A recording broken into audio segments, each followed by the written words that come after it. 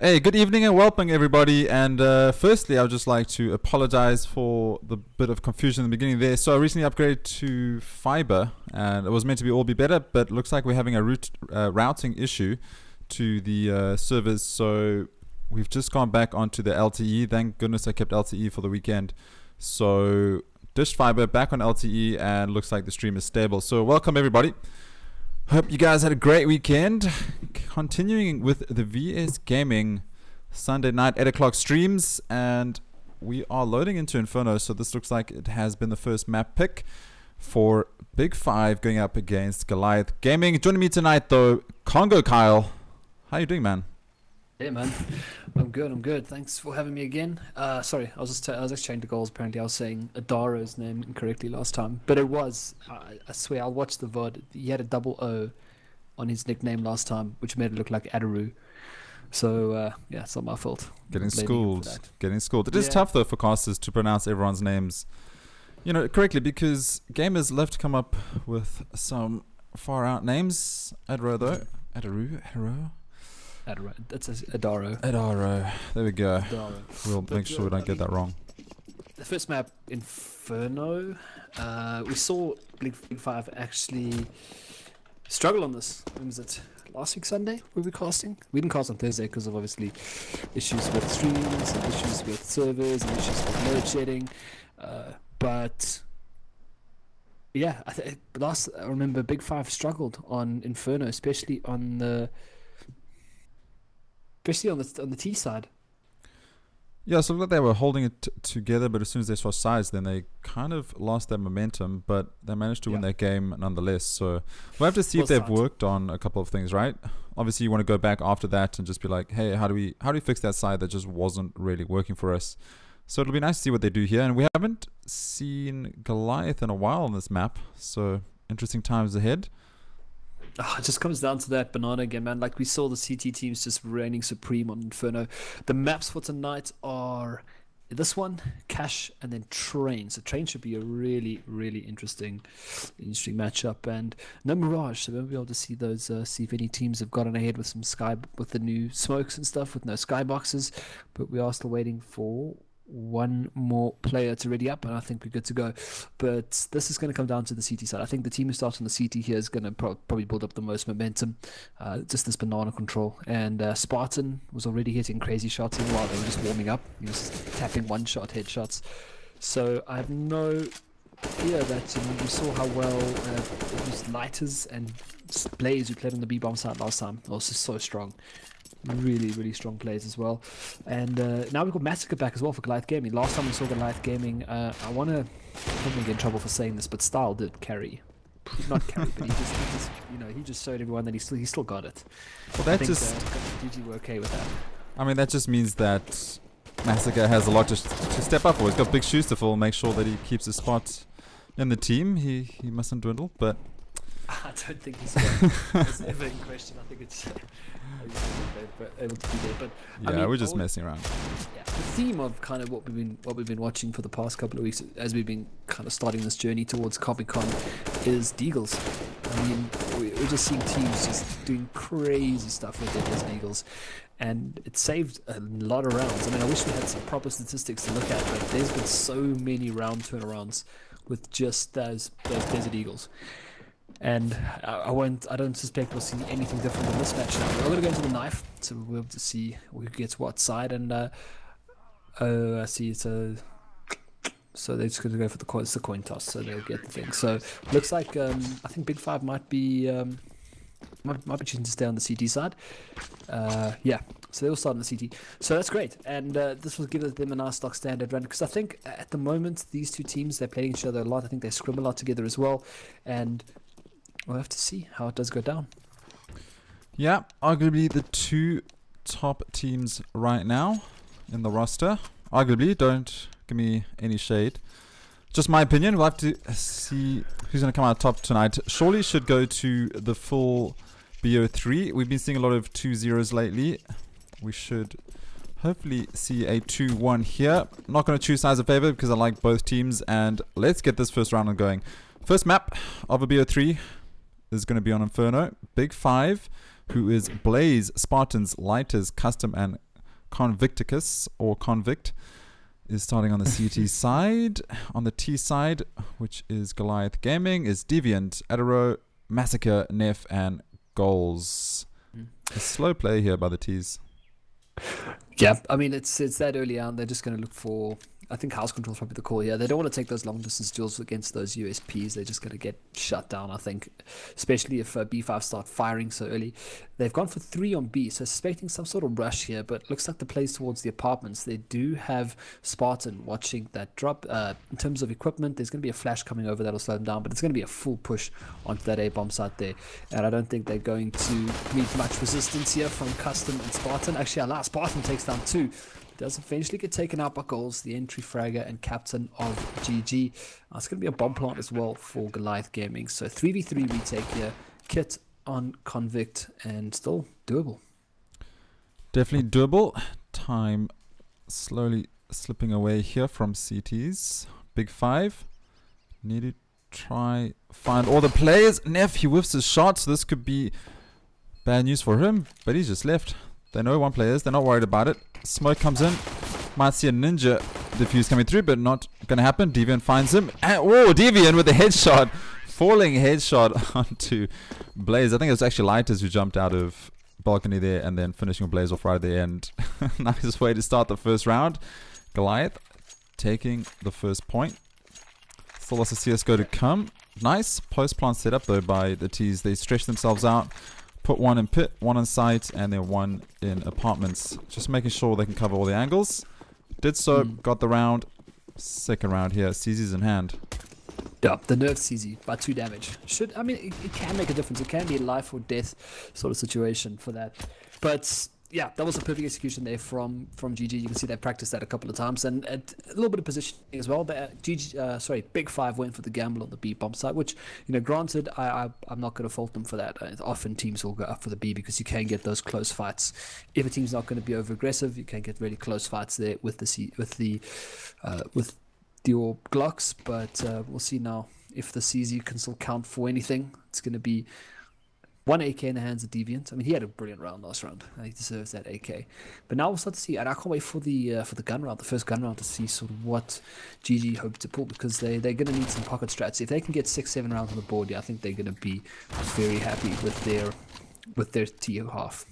Yeah, very happy indeed. And Goals taking some damage from that CZ. So if you guys are home that are watching, welcome obviously. And if you don't know, there was an update towards the beginning of the week. I think it was about a make update where they nerfed CZs. We've been asking for it for a while because they have been quite overpowered.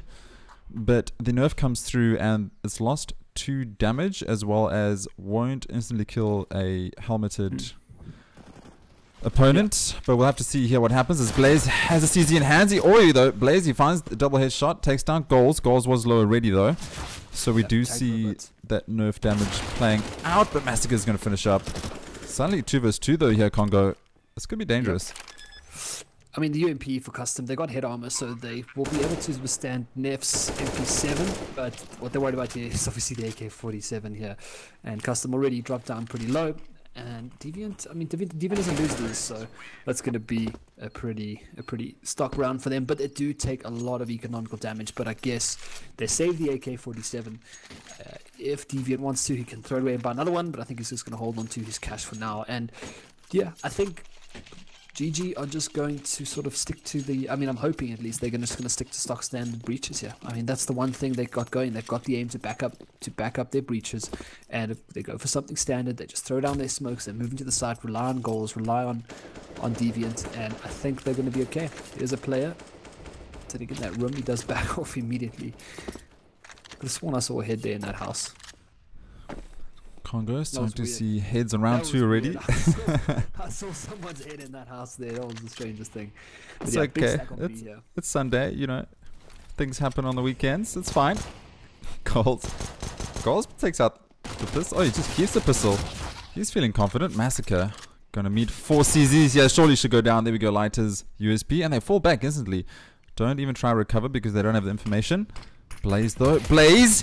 He finds Deviant through the smoke. Perfect CSGO timing for the CTs right now. 5 versus 3, and they should be able to pick up 2 guns here. It's only going to be a Mac 10 or lighters. That would have worked out well for his team. Unfortunately, just not being able to connect those shots. Bomb plant down. This should still go in the favor, but that's a nutty shot. That's a long range of the Mac 10. CT's all pushing on side, going to get shut down. Not much they can do. Still in the favor here of Goliath Gaming. Nice clean round towards the end there after losing those 2 deaths. Yeah, Adaro from Pits. But Convict immediately picks up the AWP, so they want to get this game, I think, back in their favor ASAP. They don't go for the head armor. I like this. A lot of utility being bought here by BIG5. And, you know, if Blaze and Spartan are on form today, I think they're going to have a pretty... I think GG are going to have a tough time. And these are 2 players who are just so strong. Look at these nades flying down Banana. Dara down to 69. Goals already down to 13. And that was huge. Goals on 10, Adaro on 13. This is that's a shutdown, that B push right there. And not even challenging as well. Those just nades. And I talked about the importance of Banana. If you're able to do that much damage just with a couple of HE grenades, I mean this is gonna be a tough round for GG to get this through. But Deviant wants to obviously look for something here in the house as well. But he might meet the end of Convict's AWP. And our last meeting with Convict last week Sunday. He had a slow start, but then obviously once he did pick up his AWP, he swung it around quite fantastically. Yeah, we do need to realize that BIG5 have just played an ESEA game, so they should be feeling well. But they played that as well last time. I think last time we casted them, they also just played ESEA, and then Convict was still a little bit slow to the draw, but brought it back. So definitely a player you want to see. You want to see him with the AWP as well. But gotta get that economy. Oh, he does have the AWP. There we go. Yeah. Okay, let's see if he picks up a frag. Yeah. I think it's a smart choice, really. They do have they might maybe not trusting their aim, but they're going to go right now. Lighters splashed off. Doesn't matter. Takes down 2 with him as he goes. They got to go through the fire and the flames to getting goals already. Takes down 1. Deviant. This is the man to watch. He's been doing so much work here, but they're going to get sprayed down through the smoke. Spartan, as I did say, when he fires. BIG5 found themselves usually in a great spot here. With the AWP at the long range here, no smokes left for GG, so all they've got to do now is pretty much hold these angles. There's still quite a bit of economy, but their AWP goes down immediately to Adaro, and now Blaze to enter. 1 player left alive here. Adaro going to get taken down, and that was close run there for Lighters. Oh, two frags for Lighters, sorry. And of course Blaze, the 2 B players. Stepping up once again. Unfortunately, great hold, I think, for the T's there, because they threw the molly down. Light was there to spray, and even though he got 2 frags, and I think he did more than enough damage with that molly as well to secure that round for his team. I think there was 2 players towards the end. There was on 6 and 13 HP, so not much for them to do unless they're going to hit 91 taps. Adaro, though, did peek out and find the AWP, so he gave a little bit of hope towards his team, but not enough. First round on the board towards BIG5. And do you think right now with BIG5 having these rifle buys coming through, do you think they'll be able to just hold and just get a flurry of rounds coming through? Or do you think Goliath are going to have something up their sleeve to secure them a couple more rounds? Like I said, it's going to come down to they're just going to do some standard stuff. I think they're going to rely on goals and Deviant to make some great opening frags. I mean, Neff as well. When Neff fires, is just such a strong player. Deviant, though, picks up the first one in house, and that's that house control I was talking about, just how crucial it can be.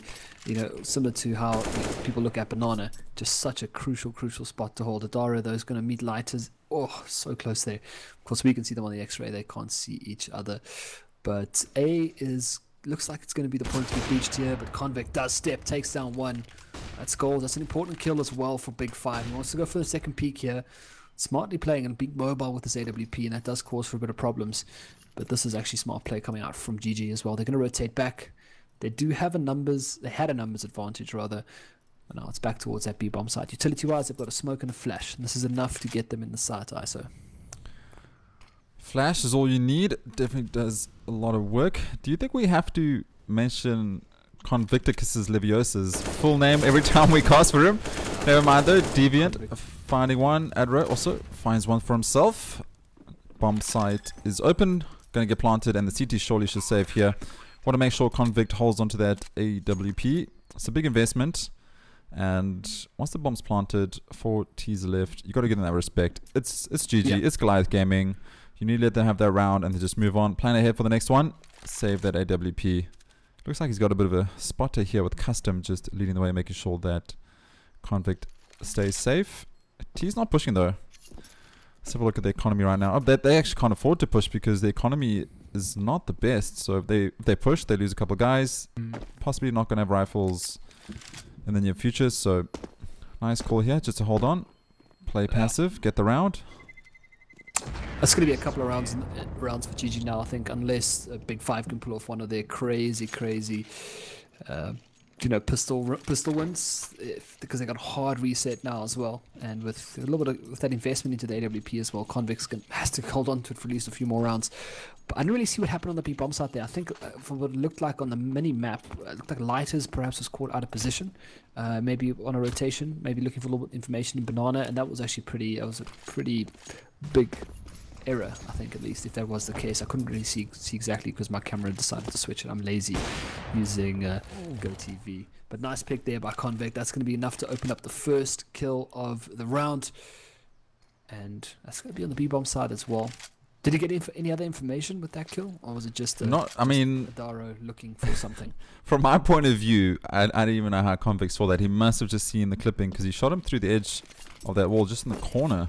So he must have just seen the shoulder of ETHEREUM just poking around the corner at Daro. Sorry, now I'm thinking about it too much. Now I'm like, no, I'm getting it wrong every time. Shouted at, name's wrong. Okay, you can have that. I'll let you keep that. But yeah, I mean, he just got the edge of the player on the corner, so I don't think he got any more information. Bomb has moved his way towards A lot slower play here. We can see the CTs just holding the angles. They're not really too sure where this is coming from, but they're playing passively, just waiting for the T's to make a move, and here comes. Bomb is now going through Boiler. Standard molly to push the player out of pit. That is Spartan, a dangerous player indeed. He pushes wide though. Oh wow, Deviant though, he gets a crazy headshot onto Spartan as he wide peaks. Can he find the second? He can't. Oh, there we go, finally. Convict moves away from, so this Custom, he moves away from the pillar, gets taken down. Deviant going big for his team. 3 versus 2. Still doable. I mean, this is definitely still doable. Lighters are making a lot of noise. I think Deviant will make quick work of this. Yeah, next way one of the AK-47s. No kit. It's going to be tough. They won't be able to do this though. They've got way too many angles to watch here. And Blaze has got his back turned to the player on the side, so this might be enough to bring him down. Spots him out on the side there, and that's going to be a double kill for Neff in the bomb side. Orp down as well. Takes his prize, takes his scalp, moves on. And GG, again, as I said, just doing so much work here on their T side, and this is important for them. They get a couple of rounds on the T side. I think they have what it takes to hold down their CT. And I'm going to make a bold statement here. The team that wins this game is probably going to be the team that tops our log at the end of this leg. Definitely. It's just 2 powerhouse teams going at the moment. Lepro, had high hopes from them, but they did lose again. Their big nade comes through. Lighters though, he kills him before the nade even lands. Blaze does get torn apart, but this is actually what I want to see from BIG5. It's going to the aggressive now. Try to pick them out. One down there for Lighters. This gun definitely was not nerfed. They answered our prayers, but not enough. Definitely not enough, as we see Lighters just shutting down Adaro. Spartan, he's going to find this. Really, he does. Spartan, he finds an AK and a smoke, so he gets some utility as well. No armor on the CT side, but man advantage. Molly's coming through. CTs are coming in for the flank. Oh, wow, Massacre takes a head right off Convict. These players on a whole different level of CSGO than us, and Lighters, that's easy. Come on, Kyle, surely they did not nerf this enough. Surely not. I don't know. Are you sure those patch notes even? I don't think they've been implemented yet. I think those are just like patch notes. I don't think the game's actually been patched yet. I think those are changes that are still coming. I don't know. I don't know. Mirage has been changed, so there's no reason why CZ shouldn't have been nerfed, but this is a Massacre. So Massacre hasn't featured much this game so far because he hasn't really needed to. I think this is his time to shine right now because pretty much Deviant and Goals have been doing so much work. Massacre really hasn't had to do much, and he'll get taken out there by Custom. They don't have a kit, but they've got the time to defuse the bomb. Well, that's fine, yeah. So it's sort of like a cold fingers kind of thing. Massacre. Each one of these players can step up when they need to, and they do often. But Massacre hasn't needed to do much so far on his T side. He's got Goals, he's got Deviant, really firing. And when players are playing like that, you just let them run wild. And when it comes to Massacre, he's usually one of those players that starts off a game really great and then ends up being top fragger as an entry. But moments like that, you know, you need to, even if your fingers are still cold, you still need to be able to clutch that round. It was a tough one though, and he was in a really weird position. 1v3 is tough, even for some of the best players in the world. But they managed to get one at least. Took a gamble and got deagled. We can't blame him for that, at least, getting deagled. Everyone's getting deagled these days. But it's going to be a buy round once again here for BIG5, and we'll see if they're able to hold this one together. Playing, of course, in the house. Haven't seen any house bangs yet. Not yet. And to be honest, I think BIG5 needed that round. If we had looked towards the previous round, Convict, he had the AWP, he went in with the pistol, tried to find what he could. They were definitely feeling the pressure. They were just bleeding rounds, and then this previous pistol round happened, and I think they much needed that. If they lost that one, it would have been a downward battle and just the mental game coming through. So good job, Goliath is keeping that alive though. Looks like a decoy towards B coming through as the bomb is in A, and utility has been wasted towards B site. Rotate coming through, and a full A should pop shortly. Weather is certainly not keeping these players warm, so they're going to have to get headshots to warm themselves up. Another slow play here, but here it comes. Oh wow, Deviant through the flash finds the head of Spartan. Oh, Neff needs to be careful there. He was so busy roasting alive there. Custom loading in a good position here. Will take down their fan. That's 2-3 players left going to the side. So it's going to be one. Not getting double picked though by Daro coming down from the top. They do manage to single out there, but could be a spray down for Custom. Not going to be enough in the 1v2 massacre once again. We did speak about him in the previous round, and this could be just another case where he could possibly look to clutch. Not going to be the case. Those blades takes him down through the box, and another round on the board rather for BIG5. BIG5, much needed. 3-5, first map Inferno. Others BO3. VS Gaming, Road to Comic-Con. We just had to keep throwing that in there, Kyle.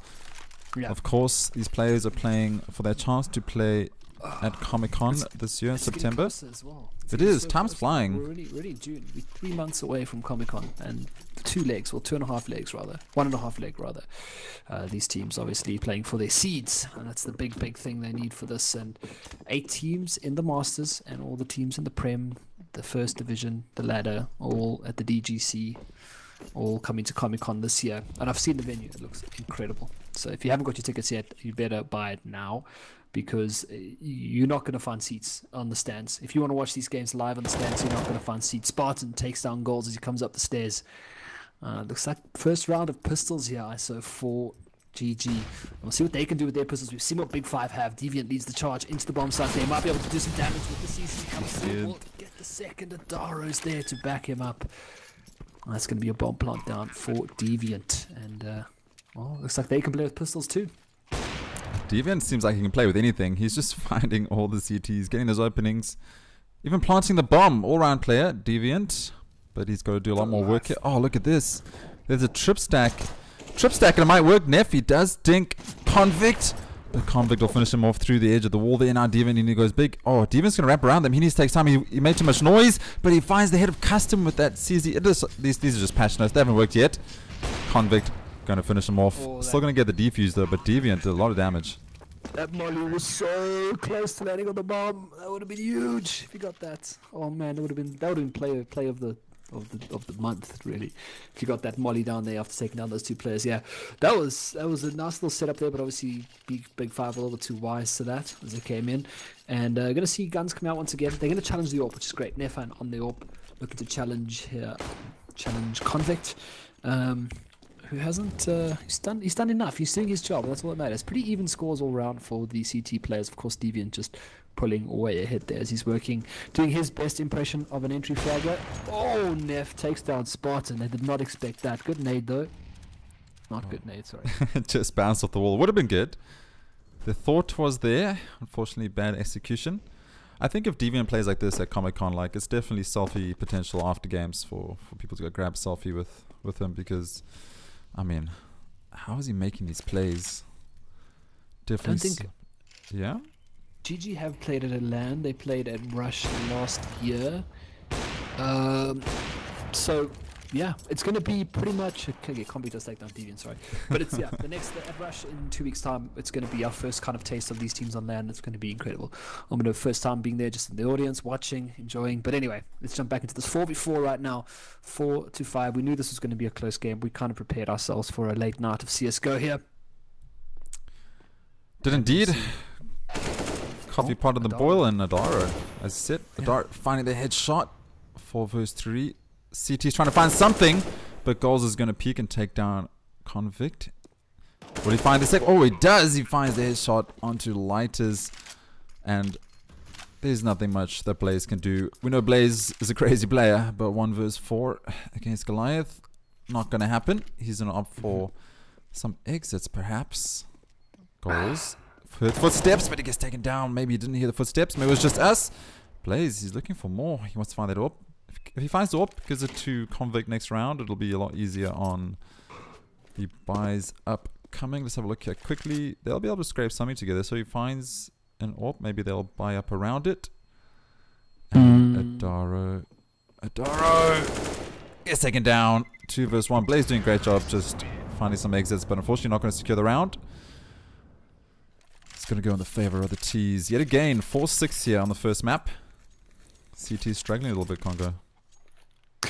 Yep, and I mean, kind of, we saw how great the CT was last time. B was almost impenetrable when they played on the CT Blaze, and Lighters were just doing so much work on the B bomb site, and doesn't seem to be the case right now. They seem to be struggling. B has been not really hotly contested, but the times they have gone in there, they've pretty much gone in with ease. You know, at the moment, it's just coming down to GG's executions. They're doing so well at winning those frags, at winning those aim duels against BIG5, and that's so crucial. They're throwing their smokes, they're using their tactics, but at the same time, it's mostly just coming down to these aim duels, and that's what's winning them these rounds so far. The back of Deviant and Goals is doing some fantastic entries, but we'll see what the Desert Eagles can bring to the party. They're able to maybe single this out. Custom those in a good position, but I think Adaro might send something here. Yeah. I think as you said, Spartan, close range CZ. But as you said earlier on, it's all going to come to keep those classic plays and just rely on the angels, and it's working out so far for Goliath. We haven't seen too much in terms of fancy play. Spartan though, finding 1, finding 2, finding 3. I think that's the 4th one for him, so he is looking like he's going to go on the ace. He's got to find goals though, but these players don't play like that. They play for round wins, so whoever sees goals first will take him down, and maybe not. Maybe I'm going to go with Convict left there for Spartan, because Convict doesn't miss those shots. Yeah. An entire team wipeout by Spartan. As you said, when this man comes alive, no one can stop him. Ace from a CZ.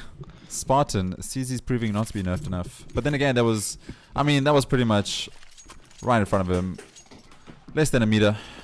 Doesn't matter. It's going to do wild damage. And I think that's kind of how BIG5 get back into this right now, is they've got to play a little bit more risky, because what they have given, they've given GG a lot of room to work with here, given them a lot of room to walk around the map, giving a lot of map control as well, and that's what's allowing them to get into positions where they're just taking off the heads of BIG5. So this aggressive play, we saw take control of house, you know, pushing down aggressive into banana.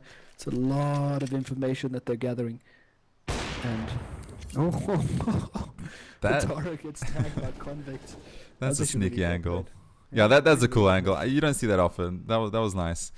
Just letting him know that we spot you out. Chat is going wild, saying that they need to nerf CZs. CZs did recently get a nerf, but unfortunately not enough. And Deviant outfoxes Spartan, but Spartan does find 1. Deviant going to pick up that AK. We've seen what he's done recently. Blaze holding B side solo. He does have a player close by though. That is Lighters. Lighters not sure where the bomb's going, but it is making its way towards A. Hopefully he susses out the situation. But Deviant, there we go. Surely rotate comes in. Deviant, he's been spotted. Another chance to find Convict. He gets flashed off. Custom now. Oh, Custom! That was a tight angle. He finds 1, he finds 2. He has information for the 3rd one. Adaro! Kobe down. Not going to survive. Custom with the 3 frags this round. Bomb in sight. Neff. Surely got... Yep. Lighter spotted him. Going for the crash, but he gets taken down. Can't crab walk Neff with a deagle because he will make crab stew out of you. Trying to stay alive now. You like that? You enjoy that one? I enjoyed that one. We'll put that in the book. He's gonna die here, I think. No. Whoa, that was that didn't happen. We moved on. Players in the Masters League. A little bit of 2 whiffed sprays there, but nonetheless, Nefan does survive with his AK-47. I mean, we all make mistakes. Let's get serious here. But yeah, that was a great round there. From to start it off, of course, Deviant gets the one Spartan. Spartan and Blaze are 2 players that are really impressing me so far in this Masters League. I don't think I've seen them have a bad game just yet. Not yet, but that's allowed to happen, right? So. Like you say, Blaze woofing their Masters players. I mean, we're all players in there. We're all human. These things happen. I think we need to give them a limit of at least 2 of those spray whiffs. A map, perhaps. It's just amazing that they both kind of just stepped out and they just closed their eyes. And they both instantly dropped to silver level. I mean, it reminded me of myself when I play, but... Well, you're going to get in trouble for that. You're going to get in trouble for saying that. But anyway, it's okay. Once again on Convict. Going to be a rush coming out here. So they get brought down Spartan, Custom, in that A-bomb side.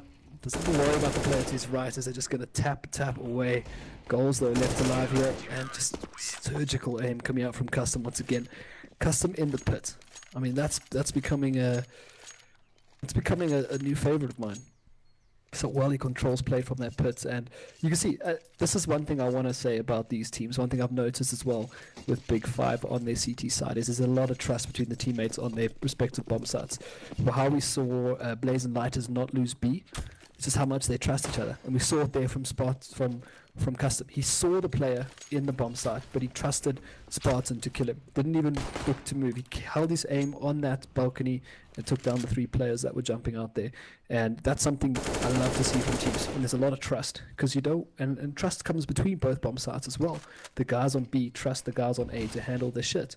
And then you're never leaning towards the next bomb site. Like, oh, my teammates are not gonna hold the side. I have to get ready to run to A, and that I think is what makes a great CT side. That of course the retakes. Big boost here on B, spray down Blaze. Doesn't matter. Blaze not gonna whiff yet again. And as you said, it all comes down to that trust, that synergy, and that's what comes with a team that's been together for quite a while. They know how their team can play. They have the respect. They leave it up to them, and they don't mess with them. A side is theirs. Take it. If you get shut down, it's not your fault. You just got outfoxed that round. We'll come back in and help out. And it's all about the respect for the other team, respect for your team, and just that synergy. But now, Deviant, is he going to wipe? Oh, he's going to flash. Never mind. He's going to pour some smoke, but through the smoke, Convict shuts him down. The thought was there, though. The thought was there. Don't have a flash. Put down a nade, a little bit of smoke. Fortunately not paying dividend this round though, and wildly flashing through that, spraying through that flash as goals, but he gets shut down. 2 versus 4 now. Blaze hiding on site. They should know Blaze sits on B site, but obviously Blaze can change it up. Massacre going big, finding Spartan. Can Massacre find more? Surely not. Gets shut down. Those rails not stopping any of Custom's bullets. 3 alive there for the CTs. 8-6 all of a sudden, but comfortable on both sides for going to the next half. I really liked what Blaze and Lighters did there on the B bomb side. They kept hidden.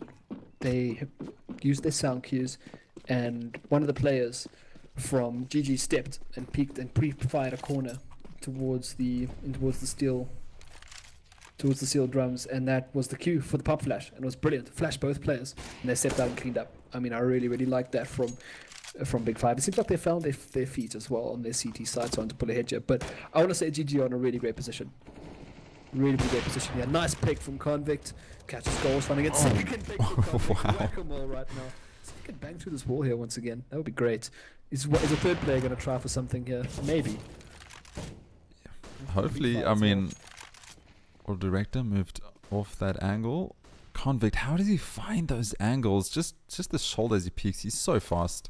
I mean, we can't even comprehend like how fast that is, but works out for him. He finds Neff and goals. Aimbot maps, dude. That's all you gotta do. You gotta be quick. Load up your bots on your map and just or people get like 1,000 kills with AWP. But what happened there was actually really well played. Spartan took quite a hit, quite a beating on the not the arch side, the opposite side, the roof side of A there, and that's what allowed Convict to get a little bit of opening here. Such a crucial opening too. Still 3 players left alive on this B. If they're able to take down 1 or 2 players, it's going to be huge. But Convict spots 1, takes him out. 2 players rather on the B bomb side here to enter, and I probably want to say they're going to get shut down. 20 seconds on the clock. There's still a lot of utility. But Massacre does take down 1. Going to get pretty much cut in half here from his teammate. That Molotov, and that's going to be a problem. Convict. Was that an ace? Yeah, ace for Convict. 9-6. 2 aces that half. I mean, that's not something you see very often at this level, but we'll take it. Convict finishing off that half with an ace. 9-6. First map of this BO3. 2 heavy hitters, 2 titans, 2 of the best so far in this leg. Goliath Gaming and BIG5 switching sides now.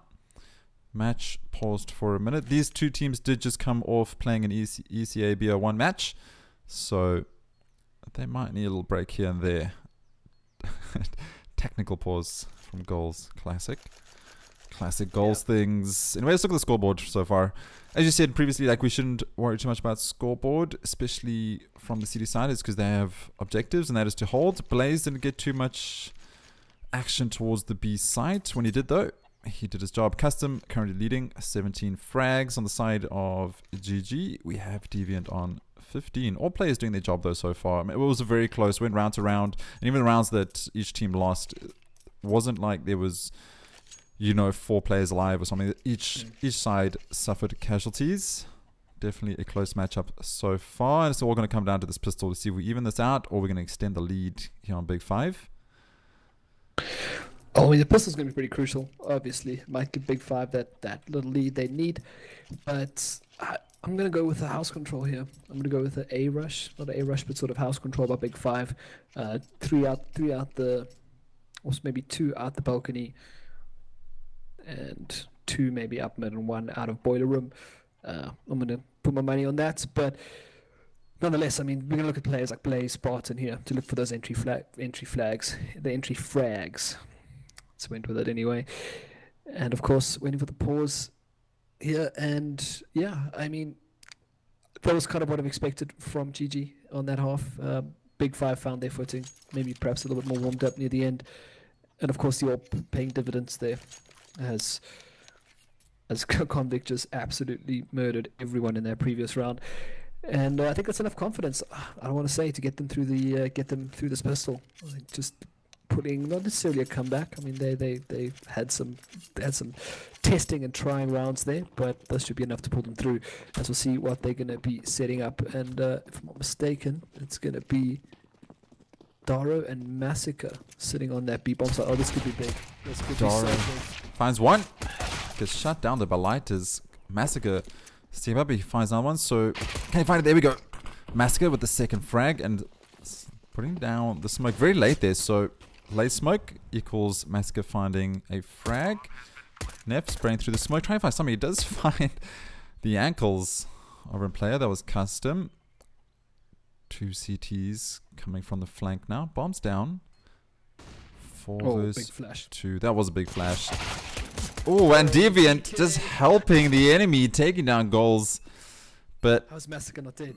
I don't know. Just sneeze on him. Oh, finally. But on 2v2, I mean, this is actually such a great start coming out here from BIG5, and they don't actually need to push this. They can just play the timer, and this is so well done. Neff, doesn't matter if he even gets this kill. I don't think they have it to take it. Deviant. Oh my god, that was so clutch. That was a great round. I mean, Massacre, we spoke about earlier, like not needing to come online because that job was full, but we saw what he brings to the table right there. Gets himself, what's that, 3 frags? 3 frags at the end there. Awesome play. And survived both those grenades. I don't know if you saw that. He survived the grenade and a shot, I think. Yeah, that was crazy. Wow, that is crazy indeed. First round of the first half. Sorry, I was slightly distracted there, but I am back, to be honest. It's okay. Never mind though. Oh, here comes that apps play that you were talking about, but goals making a lot of noise. Wrong, man.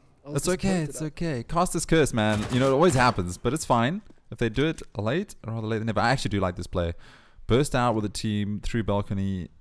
If you get the first frag, if you get the pit frag, should I say, you're almost certain to get at least a bomb down. So I do like this a lot. So we're going to be up to Deviant. Oh, Deviant, he's been crazy tonight. Finds one. Oh, he gets a second, and goals is just there to finish them off. MP9.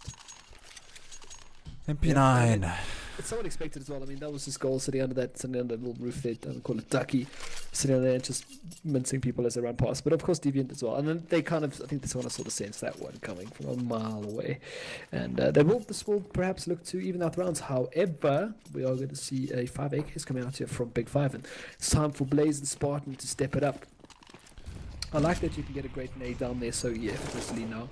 They used to obviously throw it over that little house, but the timing was always a bit off. Lighters, though, takes down goals with a few taps. Look at the aggression coming out here down middle. Need to be careful, though. Convict already knocked down to 22 HP. And I really like this. They push all the way down Banana. Yeah, that was a great play. Just getting that presence, getting that Angel towards mid, seeing the CTs get aggressive, which they did, so they lost goals. Even down to 36, even though you said Convict is also on 22.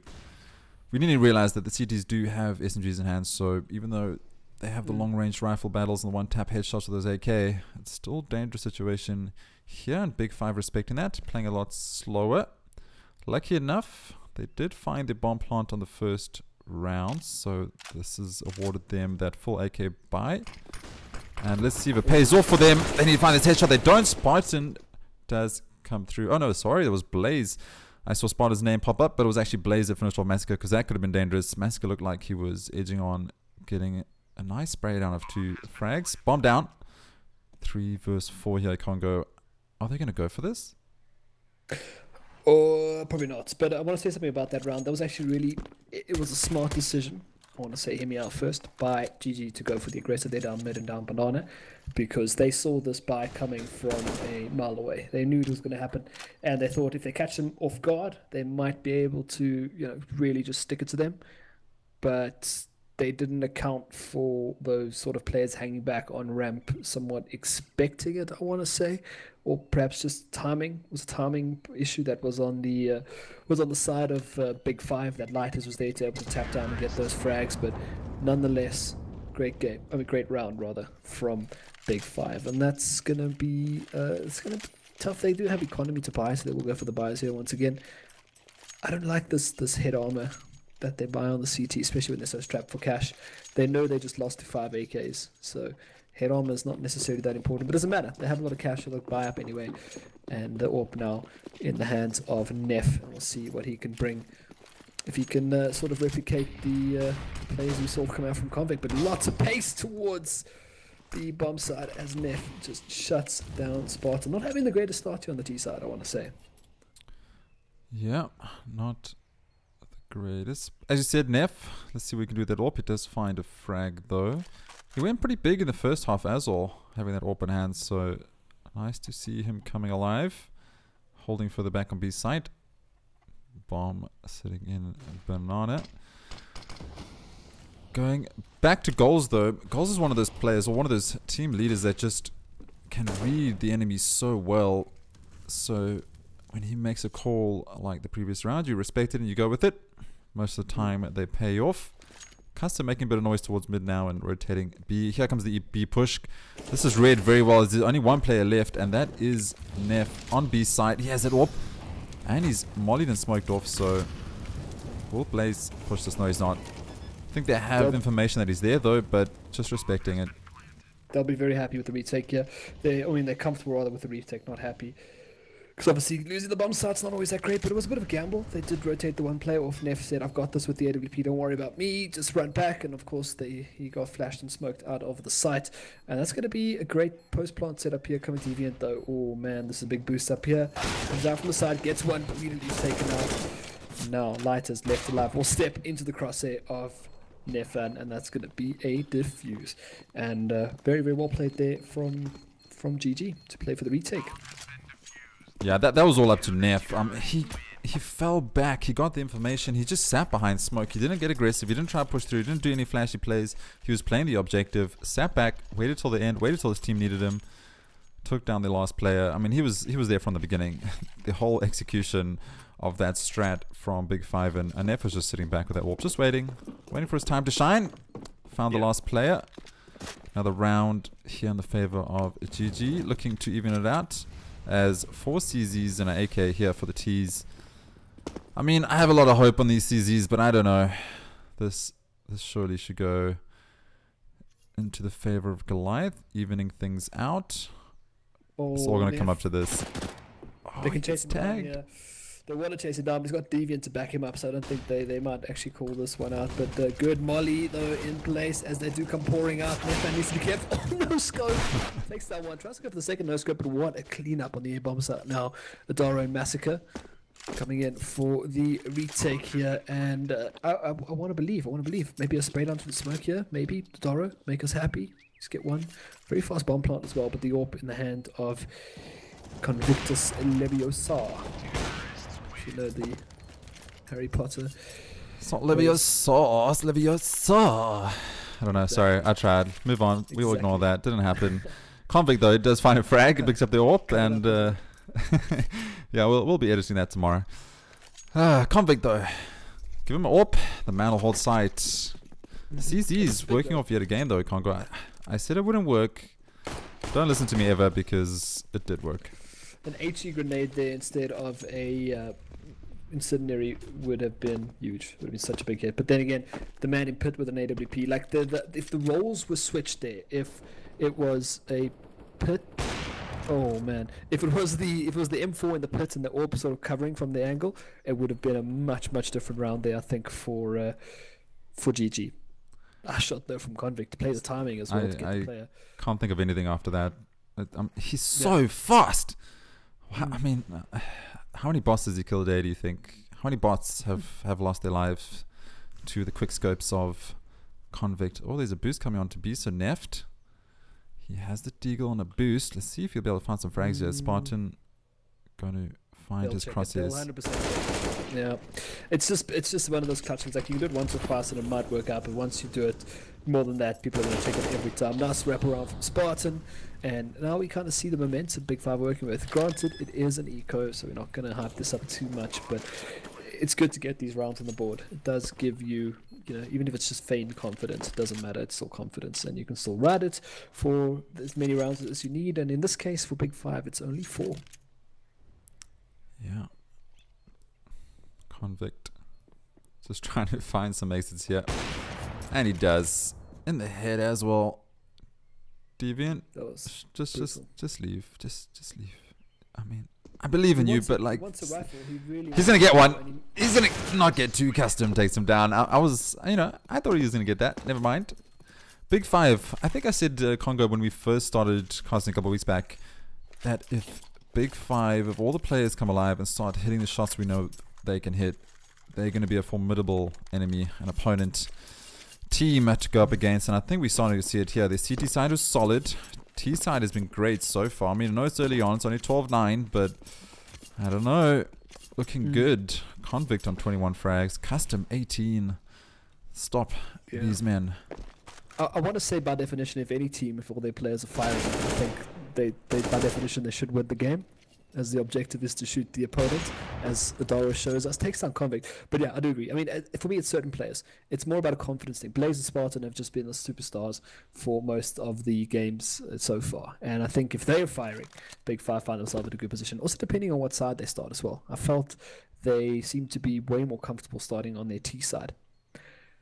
So true. Yeah, and we saw how they struggled with on CT, but they found their footing, and it was off the back of a couple of aggressive rounds, and that's sort of the T playstyle, the aggressiveness you get to put on the CT side, and that was a really cool meta change which happened in CSGO about, I want to say 3 years ago, where CT just became super aggressive. Anyway, execution onto the A-bomb site right now. Neff in a good position to hold the angle. Hitman needs to do his job. Does get taken down by Spartan. Massacre's there to clean up as well. Tries to do the spray transfer. One player left alive in the side. 1v1 here for Lighters and Adaro. As he's got the AWP, and Lighters does have time to look for a post-plant position. Yeah. what has Zadara do here? Is he just gonna brute force this? So what they're doing now is they've told Zadara that he's tagged. They've told him that he's tagged, so he pulls out the USP. Now I don't know if I like this very much, ISO. He gets baited by the body. Yeah. That was unfortunate. Adaro, he had the info, he had the USP. I mean, he was tagged down, but he was tagged down at 30 HP. So at least 2 shots, depending on where you hit him. Maybe 1 if you get lucky with the head. But he gets baited by the dead body on top of box, and he gives away all the information to Lighters, and he's not going to let that advantage slip. Lighters finds himself in clutch situations fairly often. That one going in his favor, as many do. So and when you bait your team. Oh, you say I was going to get trouble earlier. Lighters going to be on you. No. Lighters, get on that, man. No, I'm only kidding. I think it's just because as he is if I'm not mistaken, the IGL. I want to say he is the IGL, mostly because he's probably, put it this way, it's hard to speak when Lighters is speaking because he will overpower you. And he's a good IGL as well. He knows the game well. He talks well. I don't know. Sometimes he does. Nice recovery there, Congo. Keep going, man. Keep going. You good. This is smooth. Spartan finds one. He does get the info of the second one, but Adaro, he finds one himself. He finds 2 with the 5-7. Nice way to keep them in this round. 2 versus 3, and this has been a massacre towards Boiler. Definitely not the way the T's wanted to go. Following up their previous round, 13-9, looking at going to 13-10, but Custom could change this around. He gets the information. He finds the frag onto Deviant. Now, last 2 players towards B. Obviously, T's don't know this. As you can see them rotating through now. Bomb going to go mid. Will Convict find himself in a bad situation? He hasn't peeked through mid yet. He's just waiting. He's waiting for this. Let's go on. Oh no. CSGO timing at its best. And now goals with all the information are going to shut them down. That was unfortunate. Convict just looking the wrong way. You need his player from Boiler to back him up there, but it's really, really well played. And yeah, I mean, that's it's another round on the board for GG as they do go to 13-10. I'm actually trying to think now, who are the RGLs? That's the question I haven't asked. Strange. I want to say Lighters is the RGL for BIG5, but I think he has been for a while. I mean, you never know with the change-ups and all that. And I think in this stage right now, they probably you know, they all know what they're doing. They all know their set plays. The RGL right now is just keeping them calm and confident in those down situations. So, I mean, it's usually you have sort of how it works for people who don't really watch a lot of CSGO. Some teams prefer to use, they have the person who calls the stretch, and then they have sort of a mid-game person who will call sort of what to do while they're running around. As Lighters does go down first this time, so no longer left alive here. But things seem to be slowing down a little bit here for BIG5, as they had a fire in their heart for at least a couple of rounds there, but now facing off against staunch resistance from GG, it's going to be tough. And this player sitting on this Convict's the RGL. He just had a team chat with his two teammates behind him. Okay, so Convict now for this round, well for this map at least, had a team chat there. The bottom banana gets shut down though. Clearly the team chat didn't go well because he took his own life walking into that nade. Deviant gets smoked off. Looks like a B push coming through here. Very aggressive. Bomb making his way towards site.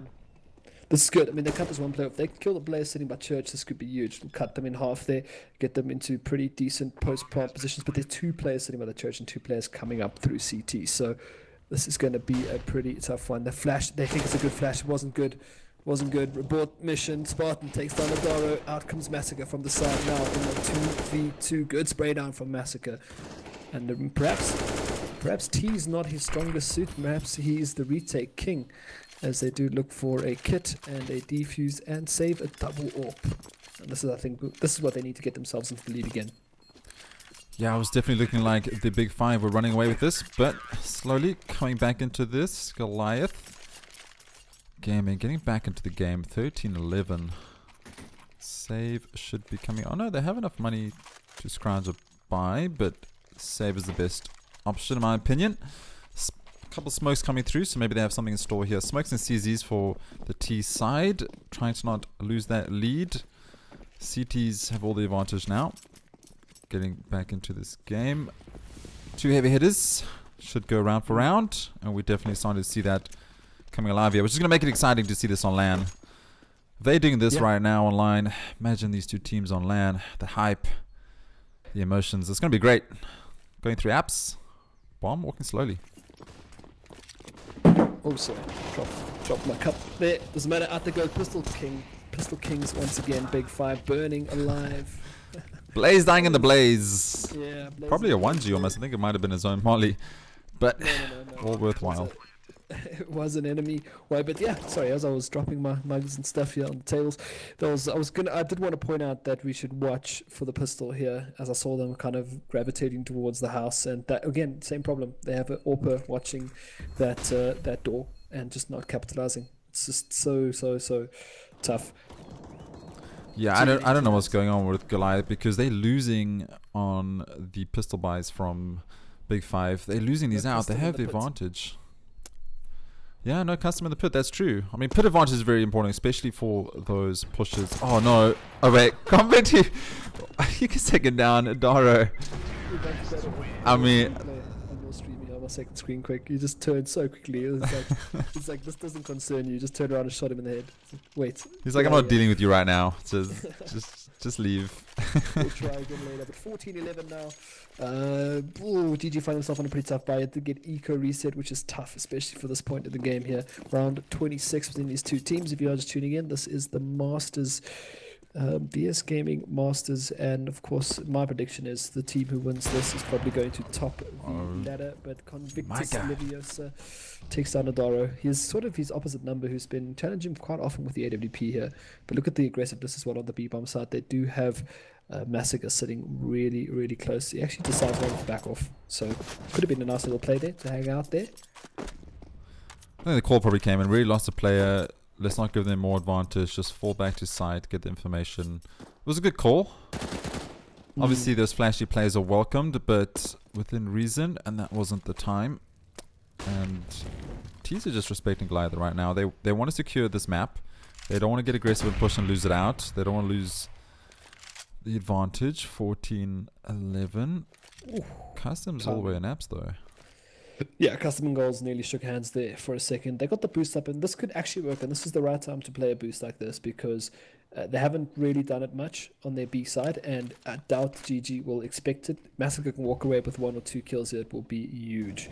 But with time burning down, 4 seconds left on the clock, the bomb does make its way back towards the bottom, but have a look where Goals is. Cheeky. Custom, though, takes him down. Not sure how he knew that was there. Game sense, perhaps. But now they do have free reign onto the A-bomb side with all 3 players moving towards that B. Although there's going to be one coming up close. It's going to be Neff with the AWP. They did smoke him off though, so could move away. But out comes Deviant from behind, and this is hot pursuit here. So Deviant in a really good position to wrap around here. He's making a little bit of noise, but he will be able to get in as fast as he can. And crucial round as well. Definitely crucial indeed, and let's see if Deviant can do something. He gets flashed. There comes the pick, but he wins the battle. Takes down Custom. We do have a play in pit. Molly goes out. Massacre finding Convict. 2 left alive. Bomb is down. Deviant find lighters as well. So Deviant go big, as you said, and Massacre just finishing off. Deviant and Massacre, the duo of this round, just finishing off the T's. Wow, Deviant going through apps, just making sure no one can hide and peek from balcony. Wins out the battle through a flash. Doesn't stop there. Finds 2 more on site. And that's what we need. We need to step up. We need to go big. And he has been 22 frags. 22 for 2 and 18. Deviant. Yeah. That's why he's got a different logo, I think, because, I mean, he's a star player. He needs to have his logo in gold. It makes sense. No, some players just do that. I mean, BIG5 all have different color logos and different sizes as well. It's upsetting me, but we won't talk about it. That OCD coming in strong. Yeah, but Pistols again, bomb left all the way in the T spawn. So, BIG5, no urgency right now. They are in a good position, and I mean, everyone needs to sort of strap in because I think we are going to have a couple of overtimes tonight. So I won't be surprised if this game even goes to overtime right now, because you do see GG kind of moving with a newfound confidence, I want to say, at least. But I don't know. They have, I mean, T's have CZs. This AWP in the pit might be once again their downfall, as Neff. I'm not saying Neff can't shoot fast shots, but he misses one, and his player, if he misses at least one player jumping out that pit, this player inside's going to go down. But it doesn't matter. gets the one play that's needed and relies on his teammate in the A-bomb side to single them out as they drop off. They're good flash though to get out, but just unfortunately not enough. They didn't flash the Blair in sight, and they paid for it. 14-13. GG finally figured it out. They realized if they're going to go and save, they're going to push through apps because it's worked twice before. They had a molly, slowing things down, a couple of flashes, just not going in favor of the BIG5 there. So 14-13, first map, and a pause coming through. 1 of 2, so this is obviously a tactical pause coming from the team. No one's dropped out. A minute to have a team chat to figure out where we're at. Don't want to lose the advantage. Are they going to go for a save here? Surely not, because Lighters has boarded its AK already. So no, this should be a buyout coming through. They have to back up Lighters now. I don't know if that was a misbuy or they already decided that, but back it up. Get into this game. Get that match point. Otherwise, dangerous waters here. Well, we'll be here till like 1-2 in the morning. But yeah, it's I'm expecting overtime at least. There's quite a bit of cash. I mean, they can pick up an AK, but they're going to be very limited for utility. Convict probably won't go for the AWP here. We'll see. Probably stick it out with an AK-47. But yeah, I think GG, as I said, they're starting to get their confidence back, and this is where it's going to become slightly dangerous. I think for BIG5, if they look at the single side, they had the opportunities, and I think they've squandered them for now to sort of seal this game out. GG obviously playing really, really well, and of course, Neff, oh my! As I said, there's a brilliant AWP.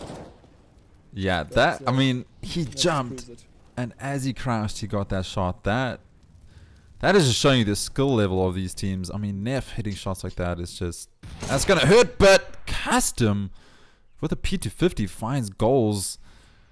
Goal's gonna feel slightly salty after that. Never mind. 4-4. 2 AKs in hands here of the T's, so the other players didn't opt to buy up around Lighters, so it might have been a mistake buy, but it could pay off as there's another AK in hands. Hopefully the players did buy at least some armor. Let's have a look. Oh, there is some armor on their side, so not too bad. The thing Neff is, holding close. His loss bonus is kicking in now, so he will have cash to buy the AK next round as well. I think he just wanted to go for a bit of extra utility. But Neff in the corner here is going to play whack-a-mole with the rest of the team side. And just the 2 AKs left alive now, and going to finally be brought down as they are kind of smoked off in a weird position here. Weird that there was no aggression coming out from the rest of GG. They kind of sat still on Neff and took that battle. I feel like one more player pushed onto the short side of A, they probably would have got a kill or 2 and actually backed them up and probably finished the round off there. But instead, they let Neff play whack-a-mole by himself. But the bomb is making its way towards the A-bomb side. No, it's not. It's going back towards the B. And this could be a... Oh, they've read this well. Oh, never mind. It did look like Neff was... Oh, sorry, not Neff. Massacre was making his way towards B, but he's rotated back, and now the call comes through. Oh, Lighters, he tries to find the boost pick, but he realizes Adaro had fallen off, so he readjusted. Find the frag. 2 versus 2. Bomb down. This could be any team's round. 2 versus 2. Oh, Deviant though. Yeah, and Deviant finished it off. Yeah, that was. I mean, that was. They were both watching across there. No, it was an awkward hold though. I mean, at that point there, you play, you sort of, I would say you hold your cards close to your chest and you play from inside sight. I think you just play them out, force them out to those corners, look for a crossfire. Even though they didn't have sight of the bomb, I feel like they, holding angles like that is just so tough because then you get punished like that. Play one player in the back, bust steal, and put one sort of into the church, hold that cross. Yeah, it was just strange, like how Convict was holding the angle of CT. I mean, you never know where these players are going to come from, so as you said, probably preferable to sit on site and just let them come on through. Less angles to hold. Never mind though, I mean this evens it out, right? So Goliath, BIG5, first map, 14-14. Full AK buys coming out from the T's, and we got 2 AKs, 2 AWPs, and an M4 coming out from the CTs. So pretty much even game right now. Yeah, I mean, even if you're expecting the both players to come from the church side anyway, party up, move together, look for a trade, forcing out a 1v1. If you come for a 1v1, that's better. But nice pick by Convict though, it takes out goals, and that's gonna be they're gonna be scared of that one because that's gonna be That's their one of their ace guns down for GG. No, they are going to look to reset, and you can see how crucial this round is. Look at the GG guys; they're sitting 2 players in sight, 1 player in library. They all they want to play careful. They want to hold their angles. They want to work their angles, and obviously rely on their aim here. As GG do make their way, sorry, BIG5 rather, make their way into the A bomb side. Great flash comes down. They haven't checked the corner yet. That was, oh, never mind. A whole flurry of frags coming through. And I was going to say, that was a great play by the CTs. They didn't have anyone in pit, but T's have been used to having someone in pits. They had to check it as they turn around to find the pit player. Get shut down from the side. Both from the boost box. Yeah, both players checked pit. I mean, they were so confident there was going to be a player in pit. And for the first round, this half from the CTs, they didn't have anyone there. Spartan, though, this is a good position for him, and he finds Massacre. 1 versus 3. Adaro, though. Did he find it through the... He tagged him through the wall. Oh, wow. Okay, I thought he found the frag there through the wall, but he didn't. He just tagged him down. Yeah. But that was really well executed. I mean, on the back of Convict, really, that put them in such a tough spot in A. And the reason why they lost that player on A as well, they had to fall back into the site because they would know they would bang pit pretty quickly as they walked into the site. But Deviant had a big job there, took down 2 frags, but you know, BIG5 just a little bit too strong on that execute there onto the A bomb side. Really well timed flash as well, and that's what I like to see from the T sides. Is your entry fragger doesn't even look at his mini map. He just looks at his screen, turns away from the flash, and just focuses on his crosshair, runs in, and dies to Deviant hiding in the corner. But then the second guy kills Deviant, so that's always great. But yeah. And we're on the cusp of overtime here, Congo. Yeah. First map. Could happen. Let's see. BIG5 full armors. Even they have Kevlar iron helmets. 5 AKs. A whole range of utility on their belts. You can't do overtime. We have to make that coffee pot. I bought new coffees today. I'm good to go. Let's hit this up. No, it's just it's like think about what's nice crossing games in relegation is in the relegation rounds before the rounds of overtime. There's lots to talk about. When it gets to OT, it just becomes, you're just kind of waiting for that one team to win, and it just becomes, it's a repeated process. I mean, I love the games that I would love for BIG5 to win here because it's a really close game, and then, you know, go to 3 maps rather than an overtime. That I'd love to see. 3 maps over an overtime any day. But anyway, execution onto A once again. Perhaps the place where they can put the pressure. But look at the numbers on the A bomb side. If these 2 players, if Blaze and Spartan, the superstars in, oh my god, oh, Deviant. This is not good. If we look at the time on the clock, they're doing a Navi-esque kind of play here, is running down their time all the way down.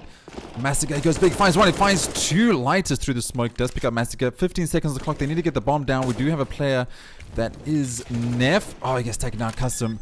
Thank God, because the bomb now is going to get planted, but the push comes through, and overtime. Yes, I'm so excited. Overtime map 1. Yeah, I mean, this I honestly expected nothing less from these 2 teams. Like I said, it's just overtime. Your brain starts going to mush after a while. However, OT on the first thing, Pac-Man ZA gets banned for typing in caps. Whoa, Pac-Man's a celeb here. We need. Oh, does he? I mean, bot, don't ban our celebs. You can't ban. Oh, is this Overwatch? Pac-Man is fine. We can ban him. It's cool. No, I'm joking. Going straight into the next round. This is overtime, and they're gonna feel the pain there. BIG5 had everything. Oh my! He's getting so good at these early picks. Where did that happen? Look at this aggression. Now, where was this aggression a couple of rounds ago? Deviant though, great flashbang in, takes down 2 with a spray down through the smoke, and both teams really just getting.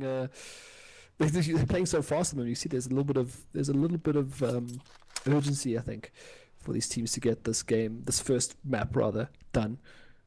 Yeah, I mean, now or never, right? BIG5 went a bit aggressive, not paying off.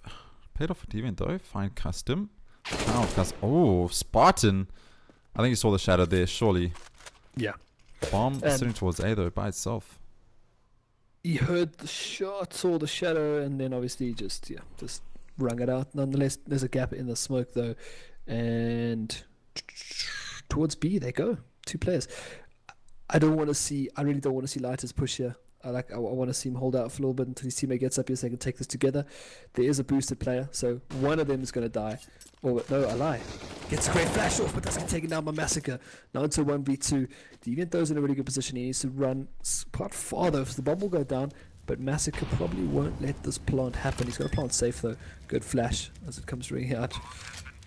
Now Spartan wins these, but this is going to be particularly tough. He does smoke off the one player. There is a gap. Massacre will dance around the edges. Deviant is low, and that's a great molly. Molly comes in, and Deviant's not going to miss those shots. And that's why you hold utility towards the end. Very crucial in getting players out the site. I'm hearing extra knives there. I'm not sure what's going on. Anyway, bomb going to get diffused. First round of overtime, going in favor of the CTs. Goliath here, they have every opportunity to win this first half of overtime because they're on that CT side. They were starting to come alive towards the end there, so no reason why they can't pick up the next two. But BIG5, surely going to have something to say to that. We'll have to hope and see that it comes out in the next round.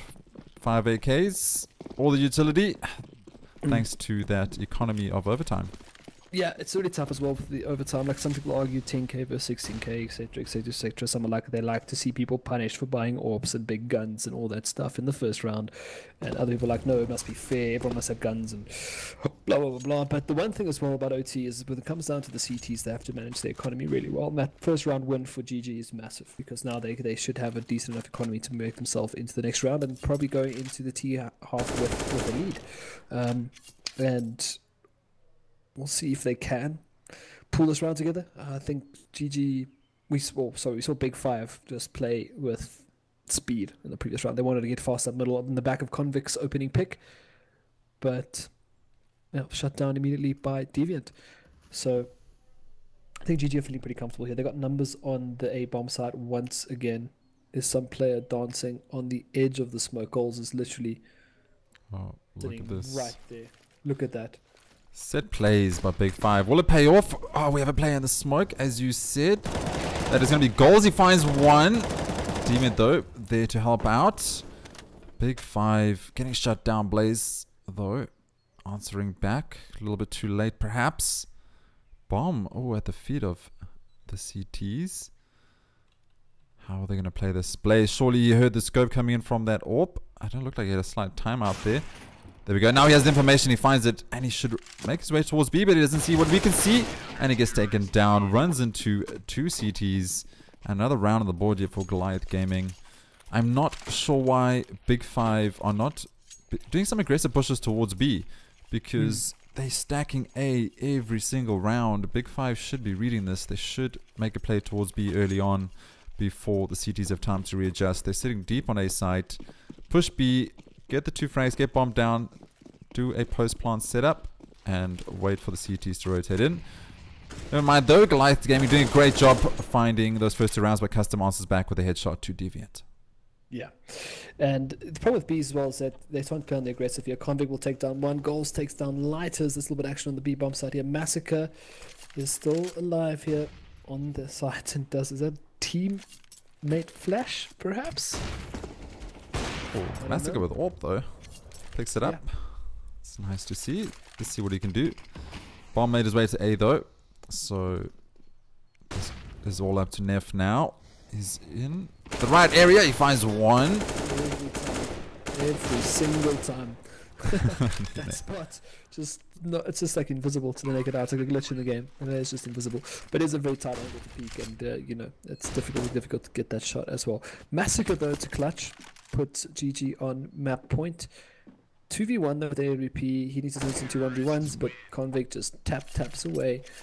And GG will enter into the second half of overtime, second half of overtime rather, with sort of 2 points away from the win. Yeah, so but now they're switching up to the CT side. I want to see them actually. I want to see BIG5 just go on the aggressive again here. But the whole format of overtime, it stresses me out. So you play your half, you go into overtime, you stay on the same sides. So you both warmed up on those sides. CTs obviously feeling very comfortable sitting on site waiting for the aggression to come. So you play your half, you play the overtime half, and now you switch, and now you're feeling cold for that T. Like, are you up to getting aggressive, or as you can see right now, they're just sitting back, playing very slow? Are they going to fall apart here? They're not going to be feeling that aggressiveness so soon. We'll have to wait and see. Very slow round coming from the T's. I think they'll be okay. I mean, they're probably half expecting aggressive players coming out from BIG5, so that's probably why they're hanging back so low there. But nice little angle here for Lighters with the AWP. Double AWP setup as well for BIG5. So they, as you said, the $10,000 by, they could get punished for this big time. If they do, they might not be able to pull it back if they lose this round.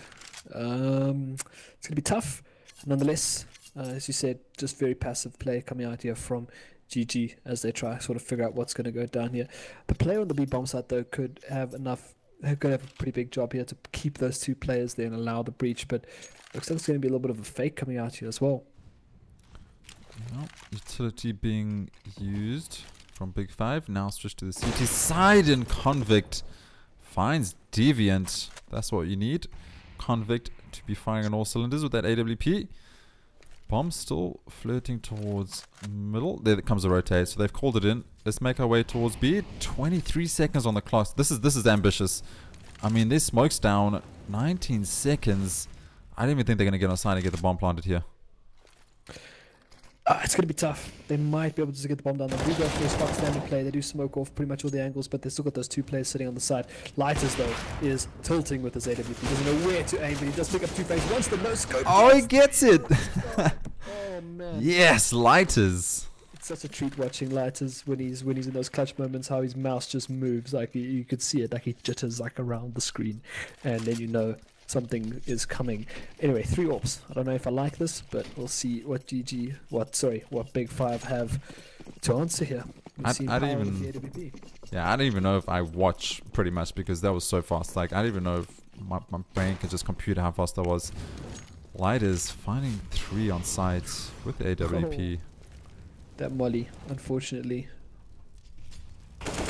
would have perhaps been quite a bit of damage as well put down. There was a player kind of looking to peek that window into second mid, but did get shut down. And the triple AWP, man, this is what Bravado did on Train against I want to say against one of the French teams. Envious? Yeah, they went up Envious. They went to China to play against Envious, I think. Is that mine? Sorry, 1 second. No problem. Opening frags here by Goal. Well, Lighters shutting down Massacre. Goal's taking Spartan for a piece. Bomb towards B. Minute on the clock. Least getting here a lot quicker this time.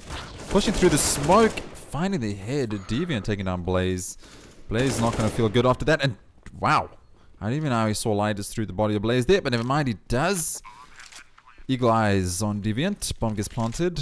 17-7. 17-17. All evened out.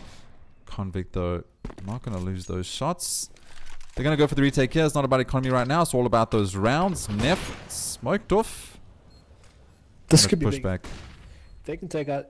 If they can get Deviant inside here, perhaps. Oh, no, Neff needs to be careful. They're going to go for the save. Attempt for save, anyway. Yeah.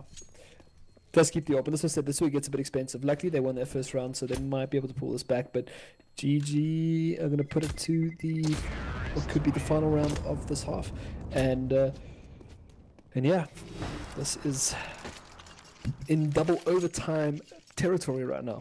as BIG5 obviously do not want to lose their opening map. Cash is going to be an interesting one, though. Let me just say, Cash. I think both teams are very, very confident on Cash, but should this go to double overtime and the team that loses, I want to say it's going to be a 2-0, because just overtime can be so taxing on a team. Really, really can be tough.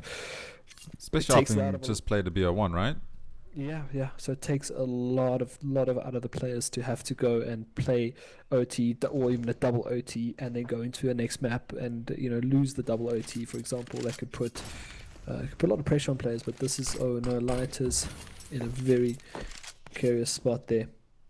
Almost getting naded, but does manage to walk away. Blaze, though, caught it. Open hands. Yeah. Goliath playing for map 1, and BIG5 playing to stay in this. Even just making sure no one's boosted onto a ducky. I'm not sure what they call that in international games, but here in South Africa we call that ducky. I think it's just... I'm not really sure what it is, to be honest, thinking about it now. I should know this. They call it like N1, N2, basically.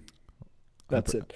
Okay. N1, N2. This is arch side is N2 and the other side is N1. That's what they call it. I'm not mistaken.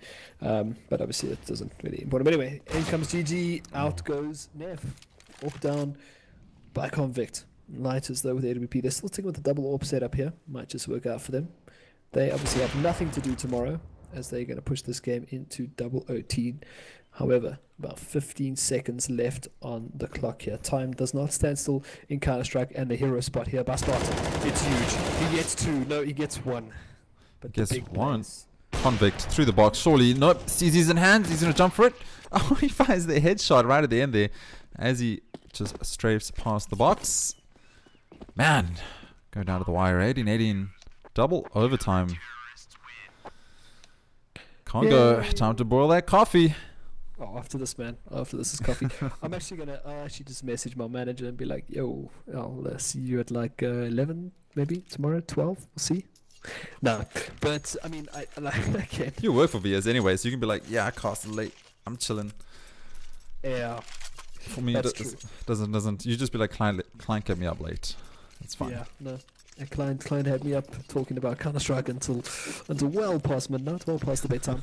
But luckily my sleeping pattern is all screwed up because this weekend obviously was, they call it patio, says John Fick. Not to be confused with John Wick. That was a terrible joke.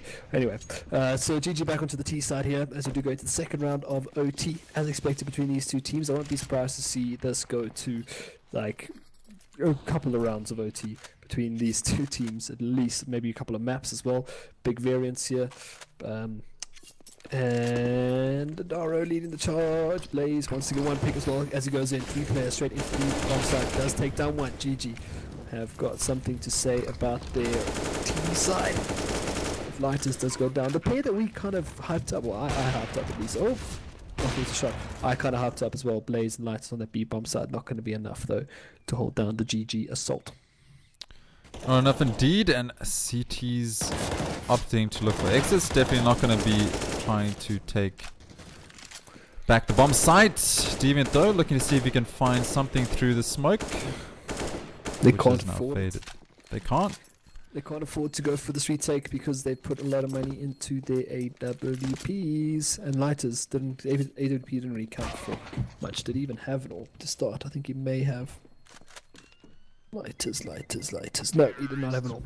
But still, I mean, they have such a good duo on their B-bomb side, but this is just not going to be their round, unfortunately. So to go 19-18.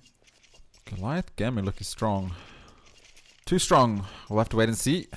BIG5 trying desperately just to get some rounds on board. Double overtime. 18-19. Map 1 Inferno of this BO3. Get ready, ladies and gentlemen. Get that coffee, get that popcorn. Late night chocolate, whatever keeps you going, because we're going to be here for a while. Massacre. Throwing a nade. This is going to do some damage. Takes on Lighters to 30 HP. Surely should get fragged down. But Deviant is going to have some work to do in apartments. Easy shots for him. Takes down Spartan. Oh, Blaze. It's there for the backup. Such a tough spot there. Blaze gets cut off there. If they push him now, he's definitely going to be around here and needs to be careful. He's going to get caught out here 100%. And B just falling apart here for BIG5. And Adaro finally makes the jump. Yeah. BIG5, the VP of South Africa, just getting a bit sleepy in the double overtime, it seems. Getting shut down here by Goliath. Don't kill me on Twitter about that. Apologies.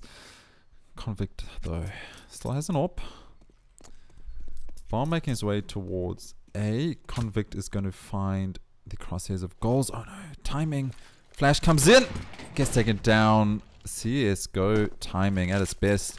Adaro though. Oh, almost by tooth and nail there. Just that miss. Through the box. I want to see one box spam, but Neff gets burnt. Lots of flashes, lots of mollies going in there, and that's not going to be enough for him. Look at their cash for Blaze, 2,300, 1,500 for custom, 1,900. They obviously have bought their guns already, but where has their economy gone? They are going to switch things up a bit, though. They are not going to have an AWP this round, which could change it, maybe go a bit on the aggressive, as this is what could be the final round for GG. So we're going to push us into that cash. But I don't think BIG5 are giving up just yet. Weird that they had quite a nice lead. As I said, here comes that aggression. Once again, good spray from Massacre. Shouldn't lose those. Doesn't often lose those. And out comes Daro as well. And this looks like GG's game. This is the final round, if I'm not mistaken, for them, if they win. Yeah, a final round. No, it'll be... Yeah, no, you're right. 21-18, yep. So we'll have to see if this works in their favors. The problem is that BIG5 didn't do a CZ push balcony, and that looks like it might be their downfall.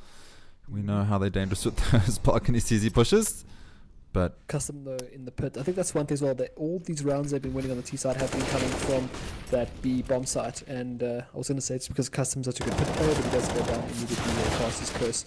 Nonetheless, 4 players left alive here. Spartan with a monumentous job here. Okay, just some hope. Some hope, but a little too late, I'm afraid. 3 versus 1, 34. No kit and 34 HP. Not looking good. YOLO time for Spartan though. No other option. Massacre should find this frag, but Deviant finds it. Map 1. Good halves coming out. Yeah, so now they have to win one more round here. And they that is correct. So they won their half. Changing up. Sorry, I read that scoreboard totally wrong. I read it as that round will change over, but never mind. Well, they need to win this one now. And on the CT side, I think they can smell the victory at least. So they might be able to hold it down here on the CT. They do get off for the one AWP there, and all AKs coming out from BIG5. So we saw what they've done with the AKs before. A lot of quite fast movement coming out here from them, as they do look to maybe take control of house once again.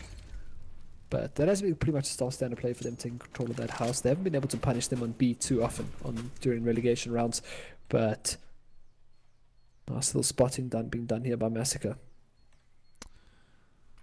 Nice spot indeed. Slow plays coming out. So how the format of overtime works, it's 3 rounds a side, and if BIG5 win this one, they will stay in it for now. But all eyes are on Goliath as they switch to the CT side. I'm going to go on a limb and say their preferred side from what we've seen so far. And some smokes coming through on A side. Looks like we're going to have a bed and switch as Bomber still on T-spawn should make his way towards B. Oh my word. Deviant looked that flash dead in the eyes. Doesn't matter. Does have a money to answer out. Really nicely placed as well. So that does maybe give a little bit of information as numbers do move towards their bomb site here. Deviant that wants to go on the aggressive, but the rest of the T side are moving towards B. And have a look at this read coming out from GG. Bring numbers back towards the B. 3 players now heading down there. They do fall out the site, expecting to be flashed into oblivion, as it looks like that might be the case right now. As look at all those nades going out. Good molly as well. They just shut it down immediately with a smoke. Big counter flash comes in, and Massacre does what he does best, takes them out. 3v3 right now. Light is on 10 HP. Hopefully can't really do much with that little HP. It's going to turn into a 2v3 bomb at the last second there. Nice pick comes out from Convict. And now Deviant left alone here in a 1v3. I think we had a self flash there coming from T player who was Lighters. Deviant though, as you said, 1 versus 3. We do have 2 players super low, so any bullets hitting them will take them down, but time is ticking around. Deviant is playing this very slow. I think he's just looking for some exits. Yeah, he's not going for this at all. He wants to keep them in the site so they lose their rifles, or at least pick off 1 or 2 as they do come out the site. But Convict will make quick work, and he gets himself an AWP for his efforts. But still, GG on map point here with 21 rounds, and of course they are trying to go for a third overtime round, perhaps. Opportunity. I once casted like 68 rounds of Counter-Strike on Inferno. So, I mean, it's unfortunately, it is one of those maps. However, big nades coming through here towards the B bomb site as Massacre will be disallowed that orb shot he was begging for. Good molly as it hits. Massacre steps forward, gets brought down by Convict, and oh no,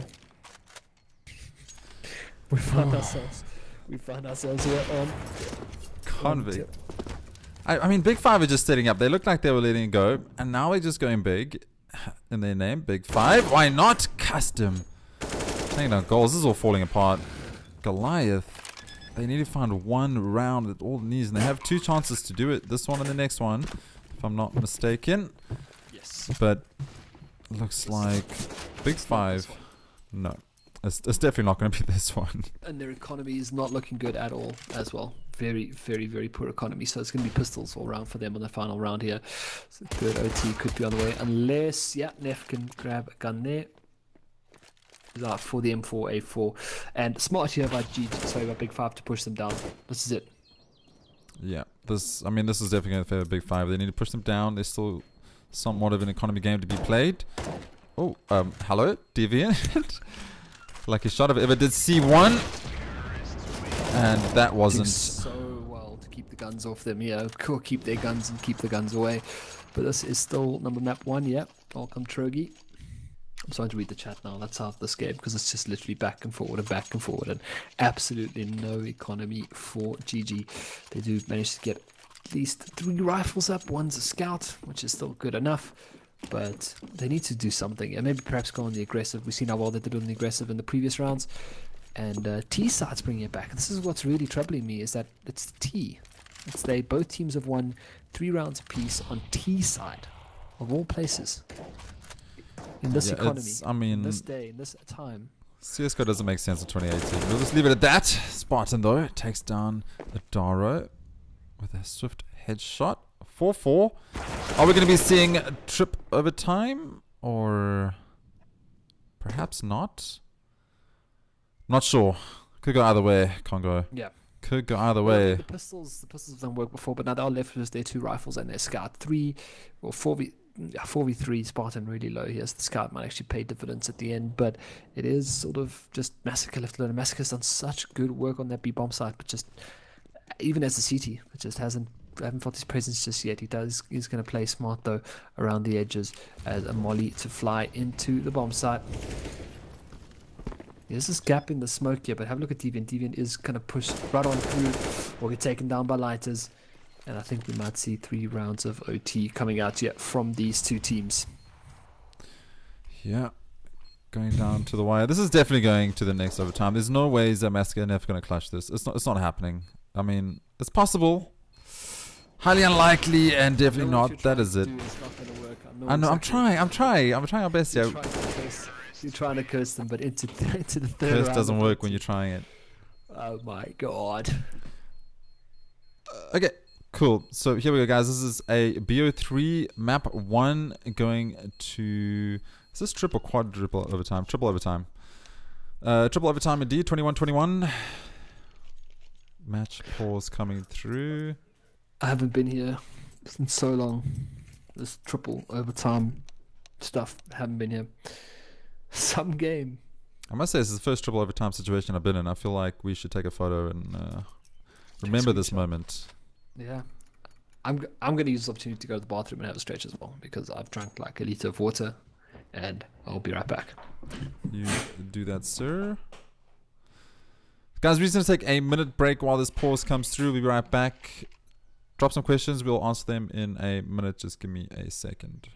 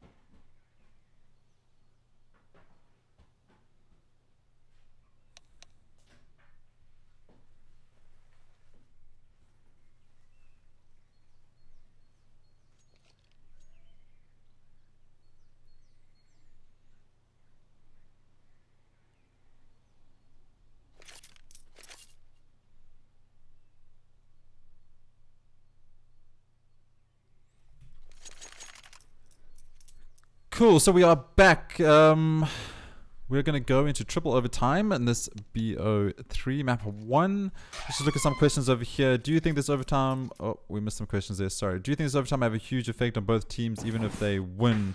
I think definitely. So both teams have played a BO1 ESEA previously to this. This one's obviously been pretty strenuous for both teams. I think losing this is going to be quite stressful on the opposing team, but we'll have to wait and 2-0 to the winning team. That's my call. There we go. CONGOKYLE, who's co-casting. Not really co-casting. Who's casting with me? Kyle Stratham asking over there. So it's myself, Wolf, casting with CONGOKYLE as we follow the road to Comic-Con, which is on the 14th to the 16th of September this year. So teams battling out for their spots. Safe to say these two teams will definitely both be going through, but all points and games to be played are very important. And as you can see right here, both teams not letting map 1 go. Round for round, as we thought it would be right in the beginning, but we'll have to see how it plays out. Yeah, and what the hell's going on in the World Cup? First Mexico beats Germany, and now Brazil's tied with Switzerland. The world is upside down today. Anyway, back to CSGO. Yeah, I haven't been in triple overtime in such a long time. But like I said, once I casted with 0 chance, and we went to... I think it was like, I said like 68 rounds here or something stupid like that. But yeah, I'm not looking forward to that. Yep. I'm not looking forward to 60 rounds of overtime. However, could happen. We'll see what our boys on BIG5 can bring to their T side here as we do move over to round number 22. Yeah, round number 22. Double AWP setup for GG. AKs and an AWP, of course, in the hands of Convict and Deviant. That's not going to be hard. Blaze does take down Adoro on the B-bomb side. He was being cheeky and moving forward, but he looks like he ate a nade himself. And one apiece. Bomb moving towards middle, so they seem to commit towards the A push. It's worked out in the past, so why not? Oh, Deviant. That was close. Obviously can't see the x-rays like we can. Trying to find a bit of damage. Came close. Massacre all alone on B site. CT is reading this well though. He can handle it though. He's got the AWP. I think he can handle the B side hold by himself. And a lot of teams are confident putting an AWP on B because they rather just play for that retake. But they're trying to make a bit of noise there, trying to pull some numbers away from the B-bomb side, but I think GG, their rotation is going to be quick enough. And of course, oh no, goals in a tight spot here. We'll get traded out immediately now. The time to go, says Custom. And Lighters, as they do go out, I think that Molly was a bit off, but doesn't matter. Deviant in the site takes down Lighters. Oh, open Deagle battle. One by Nef. Anything's possible in overtime. CT's taking the first round of the third overtime. 22 on the side of GG. Man, I have no idea where this is going to go. I'm fearing another overtime. And the only reason why I say I'm fearing is because they still got 2 more maps possibly to play after this. Oh yeah. And these two teams, like I said the fatigue. I think the fatigue is going to start setting in any second, and that's probably what's going to be the death of one of these teams, rather in this map at least. Big nade though, Lighters 45 HP. But yeah, I think the team that loses this is going to lose the second map because both teams are relatively strong on cash, and I just think it's just going to be too much. It's a bit too much, man. It's a Sunday evening. Some of the gentlemen have work tomorrow. And, yeah. Got to think about all of these factors. Work smirk when we have top-notch CSGO going on. Of course. So, this is all about. It's about this round, this matchup. CSGO, Comic-Con, all the glory. Convict, though, will he show us some flashy plays? He has an AK in hand.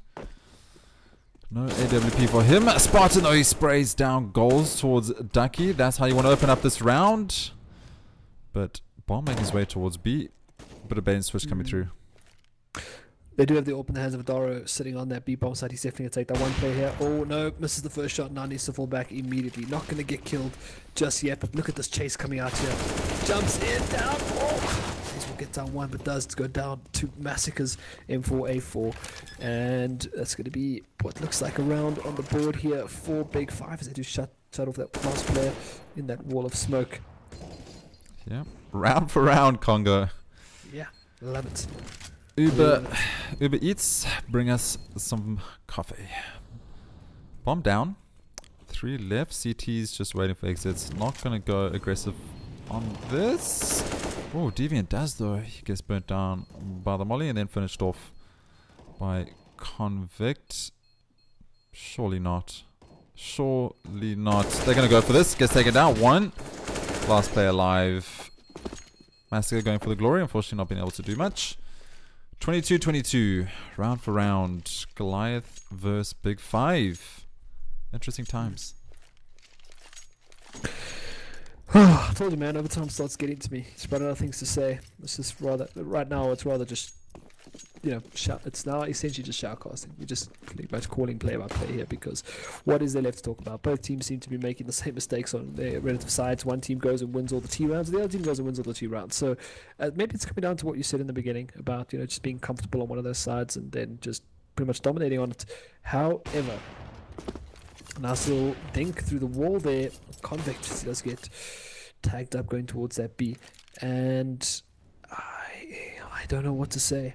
I mean, GG seemed so confident on their T side, and then they lose one round on the CT, and now if they win this round, and they go to T, and they do what they did in the previous overtime and the previous overtime before that, I think they'll stand a chance to take us out of this overtime hole we've dug ourselves into. However,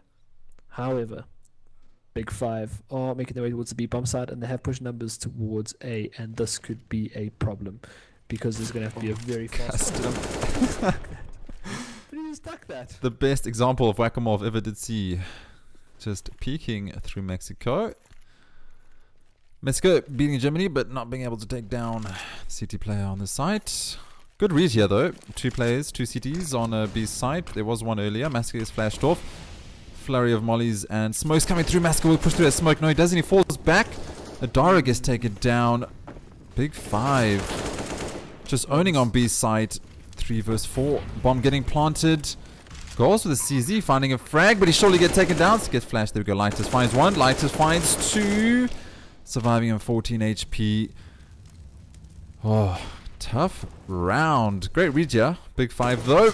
Sticking out on top. Bombs down. They surely should find Massacre, but if anyone can do it, Massacre can. I believe in a headshot coming through. Oh no. Massacre. Last 2 players. They're so low. Time's ticking away though. He does have a kit. He's got to find the last one. Lighters. He's playing time. This is great. This is great. Lighter goes in now. No time to fake. Oh, never mind. He does fake. He finds the headshot. I don't think he's got time. He doesn't have time. Round in favor of BIG5. Wow. Massacre. Yeah. That was close. That was split seconds. Maybe 3 seconds. Yeah. And really well played by Light as well. Read that perfectly. Map 1, Inferno, map 2, Inferno, map 3, Cash, etc. Yeah. So this is it. I mean, GG can take 3 rounds here as their CT side. They still have the opportunity to win this. They still can win this. It's going to be very close though. But yeah. It's up for grabs. BIG5 though, they've been looking for so strong on the CT side. I think... Oh, that nade!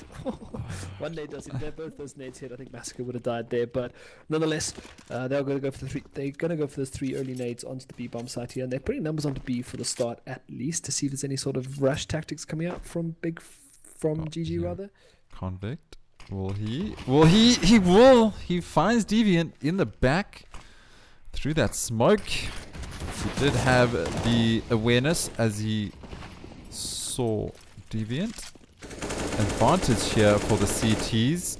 Minute left on the clock, so there's still options. Bomb playing around the boxes on B.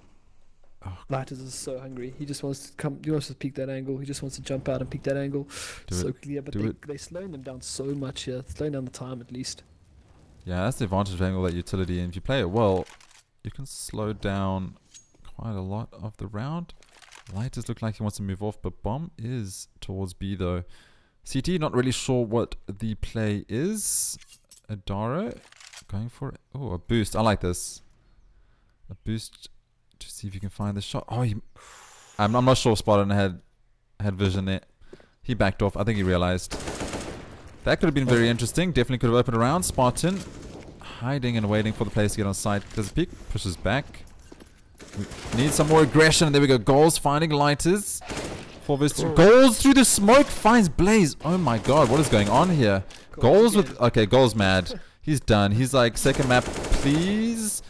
Custom. Answers back. 2 vs 2 still. Bomb down. Player left on 7 HP. That's Convict. I don't think he's going to be able to do much. He's got an AWP, so he can actually do, you know, if you miss a shot with AWP, you die anyway. So 7 HP doesn't really matter to look for the retake here. Custom, though, looking the wrong way, will get brought down. Convict knows where he is, but he wants to take Goals out first. But not Goals with a 4K there to put them into the lead. That Quadruple overtime incoming? Possibly. Anything's possible. 23-23. Goals. He went a savage mode there. He got 4 frags. He was just headshots through smokes, just chasing down players.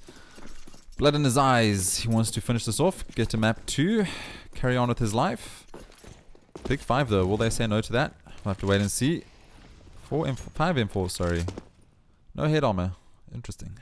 Don't need it. AKs, 1-shot headshot. Saving some money. Yep. And I mean, Spartan going on the aggressive. We haven't seen this yet, just yet. Goals though, going to get probably brought down. Oh, there's one more player underneath him. Didn't spot him. So he comes out deviant though. Probably should have been watching that window.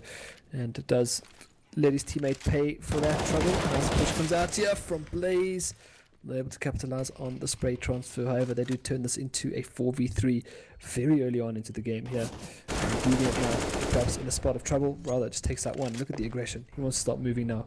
Kisses someone in the smoke, turns around and shoots it. Wow. What is going on in this game right now? You can see both teams are just so fatigued. I think they've just had enough of Counter-Strike for the Sunday evening. Maybe call off play the next map tomorrow, and that's going to put GG onto the map point, if I'm not mistaken. Yeah, okay, so if BIG5 win here, right, then they go through. But if they lose this, we're going to quarter overtime. Quarter overtime, yeah. And it's great CSGO. Don't get me wrong. If you're watching right now, it's an absolute treat. It really is some fantastic CSGO between these two teams. However, it is a Sunday evening, and it is 10 PM, and we're on map 1. We've been here for 2 hours already, so please excuse us if we do run out of things to talk about in overtime, because we've pretty much exhausted all our sort of, you know, nitpicking of this map and what's sort of going wrong here. However, BIG5 do need to take this to go into cash, and I think if GG let Fatigue sit in, they are going to struggle on cash because it is a really strong map for BIG5, and but then again, it's pretty strong for them as well. They had some great. I must not talk about the next map anyway because I'm so done with Inferno right now. I think getting back to Inferno, the big problem is that nothing's going wrong. Both teams are doing everything right and they're going round for round. Like, it's the smallest that makes it. Everything wrong. Or both teams are just doing everything wrong. I mean, I don't know, because I guess CT sides aren't getting one as more frequent as they should. Convict though. Opens it up nicely. There's one more player there. Spartan takes down Massacre as well. So already it looks like BIG5 have had enough. One more player steps out. Really wise move there by Convict. Decides to rather step it out and not look for the challenge. Use their numbers to their advantage. Custom, who has done so much work in the pit. If you are just tuning in, Custom has done a lot of work in the pit. As we see him take down one there. The Molly player not peeking the pit rather. Custom still left alive and bang in. Yeah, 2 vs 5, and this surely should be map 1. We thought BIG5 were going to take it 4 overtimes ago, but this could be it now. Goals left alive. We saw what he could do. He was mad earlier, but it might be a little bit too late. I don't see him going 1v5. He got 4k earlier. Always an option. He finds one. He heard the sound cue. Will he find the second? Dropped off. 8 seconds on the clock. Play safe, play time, play objective. And Custom ends it off. Going down. My oh my, what a map 1. Triple overtime. 25, cases as 23. Team cases coming out. We saw 2 aces on the first half. That was insane. It should be cash. Yeah, there we go. Wow. Okay. That was a pretty nuts round. Sorry, pretty nuts map between the two teams. Really, really well played by BIG5. They pulled ahead in relegation. Kind of thought they were going to go for the win. They had them at what, 14-9. GG came back all the way to make it 15-15. Cash though, you know, it's going to come down to, as I said, fatigue. BIG5 are strong on this map, so GG. The knife round is, for me, the knife round is going to tell the real story. You know, whichever team gets their T side first, they do prefer it. And we'll have to wait and see. However, I need a cup of coffee, so I'll be back in a few minutes. Yeah, for these guys tuning in from home, thank you so much for coming down to support BIG5 and Goliath. Please do give us just a minute to go freshen up before we jump in map 2. Map 1. Man, what dreams are made of for casters. We'll be back though for map 2 on cash fairly soon. Give us a minute break. We'll be right back. Maybe a bit more than a minute. Give us enough time to make a cup of coffee. Stay tuned. Drop those questions in chat. We'll try and answer them as soon as possible. We'll be right back. Thank you so much, guys.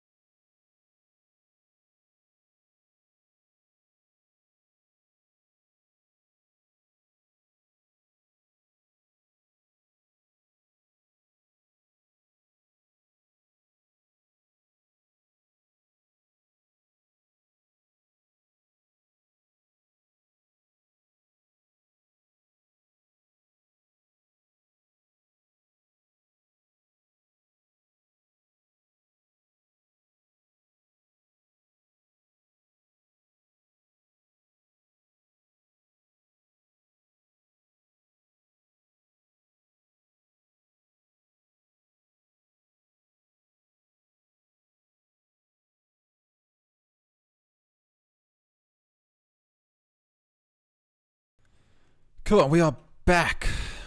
How's everyone already doing? You guys grab some coffee before we jump into map 2, which is cash. All players are on the map. Looks like they're readying up. Let's jump to some gameplay. Any questions before we jump through into map 2? 48 rounds on map 1. 48 rounds. Triple overtime. I mean, it's that's where once. I can't even go into work late tomorrow because I have meetings like early in the morning. So oof, up at 7 for me, man. Every day I'm hustling. I still have work to do as well. Oh, but all in the name of great CSGO. Let's see, knife round here, and I said knife round's probably going to be the most crucial round for these two teams. Obviously, CU gets that favored T side. I think both teams are firing right now, so T is going to be super important for these two teams. And at the moment, it's a full-on brawl in mid. BIG5 doing some work here. 2 players left alive, and it's going to be a BIG5 knife. And let's see. I won't be surprised if they choose to stay on the T side here. What? I don't believe it. Is that? I think you're worried about what I see, but I don't know. Are we? This is map 2, BO3. First map was on Inferno, went in favor of BIG5 after triple overtime. Mr. Aaron Grusback. I don't know how to pronounce his name. But welcome to chat, man. 48 rounds of madness. Yeah. Bravado. Coming to grace us in chat, if I'm correct, right? Don't blow smoke up his ass. Get out of here, Aaron. Oh, whatever, man. We're moving on. Whatever. We're talking about this game. We're talking about GG on the T side. I don't know. I feel like they should have stayed on T because I think GG are just so fired up right now. Even the BIG5 won that first map. We'll see them do brushing out here. Good little pick there. There's the split out quite nicely. Convict though, got his aim lined up here. Misses that next crucial shot though. Is going to be charged down. Lots of flashbangs pouring out right now. They got the range on these USPs to bring them down. Custom though does take down one. They do manage to keep alive here in the site. Convict with a second in this round here. There's going to be one player left alive to get the bomb down and get the frags and everything. Nice play by GG. But unfortunately, they didn't kill Convict in the site. Nope. Cannot kill him whatsoever. And first round going towards BIG5 here. Obviously wanted to close this match up on a 2-0. Goliath need to win this one to stay in it. We might see map 3. Haven't seen that in a while. But BIG5 are going to make sure, well, try their best to just get this 2-0. Starting off strong though, CD side, finding the first map. A full rush out with those CZs onto A side. Bomb going to go down, so no CT play on A side. They obviously predicted that push, and Spartan with the scout shot, followed up by the headshot from the 5-7. And now Custom finding one through the smoke. Well played, well read. Up to Massacre and Adaro. I mean, GG just haven't been having the best pistol rounds so far. You know, they're forced buy rounds. We saw them against other teams just punishing with those pistols. But they are going to get the bomb plant down, which is probably the biggest win for them in this round. They can look to maybe get a little bit of an economy started here, look to go for the next round as well. However, yeah, GG. They're a scary T side. I mean, again, it comes down to that A player, that door banger.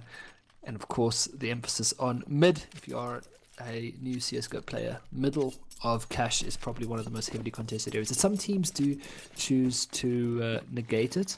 They do choose to rather play around mid rather than push into mid. And some that obviously comes down to personal preference, obviously. BIG5 though. Look at this. Custom spraying down through the smoke. We got Convict with that scout taking a headshot. I mean, this is games versus pistols, but Spartan going strong B, strong A. I like it. Enthusiasm. No nap time for the wicked as BIG5 holding strong. Looking for that 3-0 on these off the pistols. Obviously what you want. Clearly their TeamSpeak is down. Run out of airtime on their TeamSpeak because they're using in-game chat. If it works, it works. I got that stuff disabled long ago. Very long ago. I don't know. I usually do. I don't know why it's not, but apologies. Never mind though. Maybe it's just because I'm flaccid because we have celebs in the chat. Sonic and Pac-Man, the real Pac-Man, not the fake Pac-Man, showing up. Whoa, just say what's whoa. Now you hold on 1 second. Don't even. Pac-Man Don't and even. Lag Beasts were the first South African CSGO CS casters. All right. You know Show some what? respect. Pac-Man's my boy. Anyway, they're custom. Oh, little double team. That was Spartan actually. Finding 2, finding 3. Making sure they secure that round.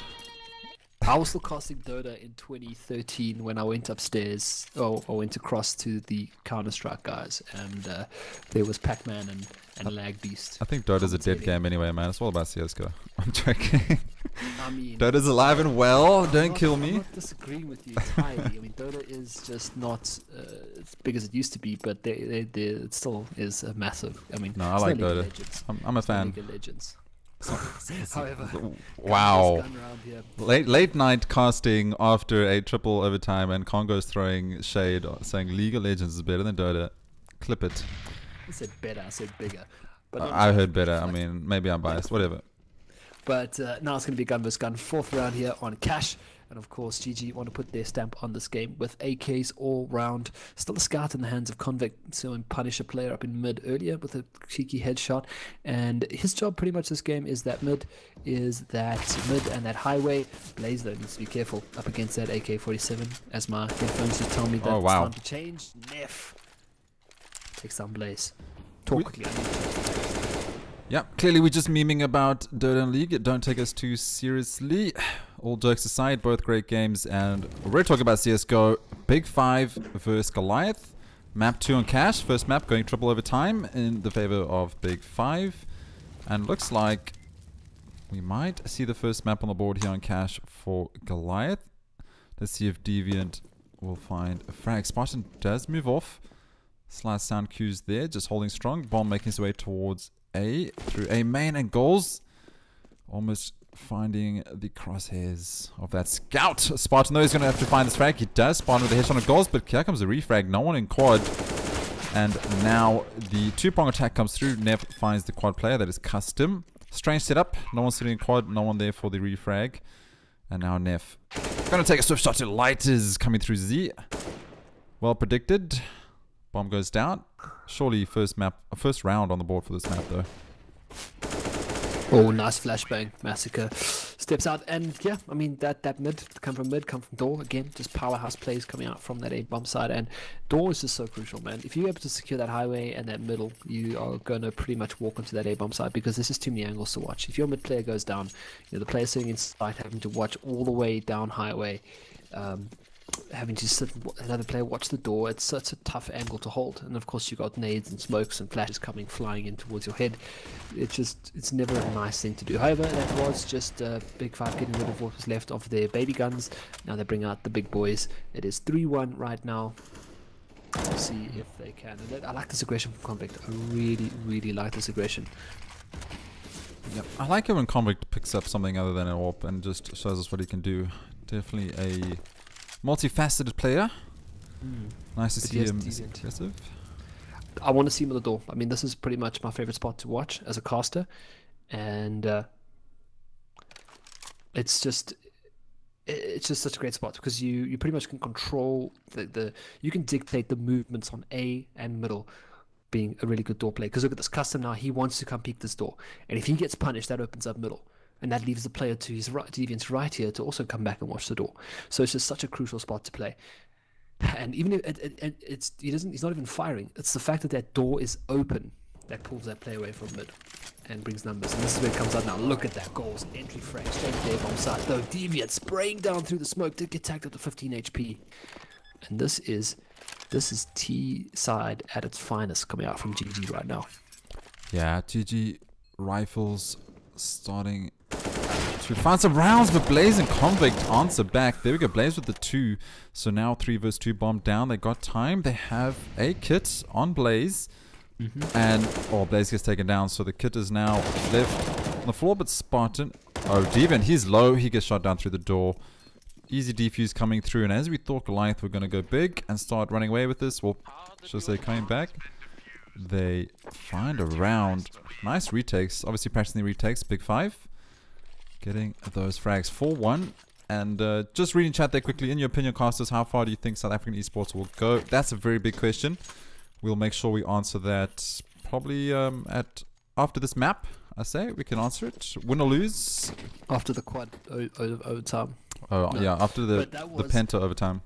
So basically, that was just, unfortunately, that was just some post-plant position issues coming out there from GG. They had such a great time opening up and getting onto that bomb site, and you know the answer just wasn't there in terms of post-plant, and they had 2 players go down pretty quickly. Blaze, of course, just doing Blaze things as he does, as one does. But unlike this, there's going to be a full door rush coming out here, and the minute that door opens, it's going to be such a big play. They've got Custom sitting, waiting on that edge there, towards the ticket booth, just looking to look for a shot, but it's going to fly open, and there it is. Convict takes down one. Custom peeks out, has to keep an eye on the speedway though, doesn't know what's coming down there. Bomb will go down with a lot of smokes and flashes and stuff. Oh wow. So I think the aim here is just to get the bomb down, but Daro does pick up one, will step out, and they're taken down by Custom. So I mean, job well done. Yeah, I mean BIG5, their CT side has been so strong tonight, even on Inferno. I mean, that's how they actually won that overtime, so doing great work here. BIG5 taking 5 rounds. You said in the beginning perhaps they should have taken T side, just run with that momentum. CT not looking so bad so far, but Goliath I think need to go strong. Go, man. It's touch and go for them. I think they are sort of playing. They are sort of playing a slightly more aggressive CT side as well. We haven't seen much of them against sort of gun versus gun, but yeah, it's gonna start slowing down, I think, now. And when I did say like the team, that was a big chance there for Adaro. I was saying about the team fatigue, it's not going to come to them just losing outright. It's going to come down to those small mistakes when you see the fatigue kind of setting in after playing three rounds of overtime, and it's going to be very crucial small mistakes that's going to see whichever team lose here, I think. And if BIG5 keep up with this momentum, again, Deviant by the door here, and he's just causing, look at that, you've got 2 players just watching, waiting for Deviant to come out that door. So far, nothing. Flashbang, though, is good. Do you think that, I don't know, just the CT side just allowing them to get onto A side so easily is a problem, or is this, I mean, it must be intentional, they're waiting for that retake, but I just feel like they're giving up so much real estate, allowing them to get on side and get that plant. Convict up to try to go for the no scope. Take down one though. Deviant did go down. Bomb on its way towards A, and BIG5 are kind of just losing out. I will answer your question in a second. Sorry, there was just a bit of action going down there. And again, it's going to come to the plant here, and it's going to be that those post plant positions. So Goals is in a pretty good spot here, sitting at the back still. Massacre does take down one. Of course. What? Shots. I didn't even know what shot that was. That was godlike. Goals. Side spray, like a side spray. Man. There. Teach me, senpai. Blaze left alone in a 4v2. So A is like, A is a problem. They've shown that they can get onto A, and they're going to punish it. They'll punish it until BIG5 start putting more numbers on A, and then you'll see them probably look up to go B. But right now they're getting into A pretty easily. They're getting the crucial picks they need. Deviant's doing a great job of putting attention towards that door. I won't be surprised to see Convict, when he gets to AWP again, start banging that door consistently, trying to kill Deviant through the door. But right now the tension's there, and they are going B every round to look for picks, but they haven't yet gone to plant in B. And now they need to be careful. Big hit. Big Kobe. Neff and Massacre taking down Blaze. I do usually like that close-up checkers push, but didn't work out now with that double nade. And advantage here yet again for Goliath. We do have a player lagging out. I do apologize for the skipped frames there. It's not from my side.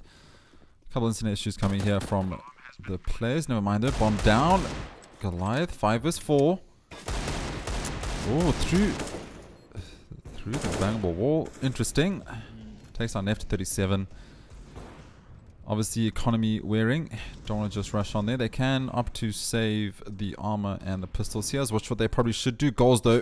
He wants more. Goals finds one. Man, Goals. He's needed some time to warm up, but he's hitting some crazy shots right now. Even Spartan agrees. Sick shot. Double C's. Thick headshots from Goals right now. He is just landing the most insane headshots. Like, he's basically just spraying across his screen and hitting someone in the head. It's a crossfire. And he's just doing it. It's done at least about 3 times. And he did it as well when during warm-up when I was watching him. He just kept hitting these crazy, like, these kind of side sprays to the left and to the right and clipping people in the head.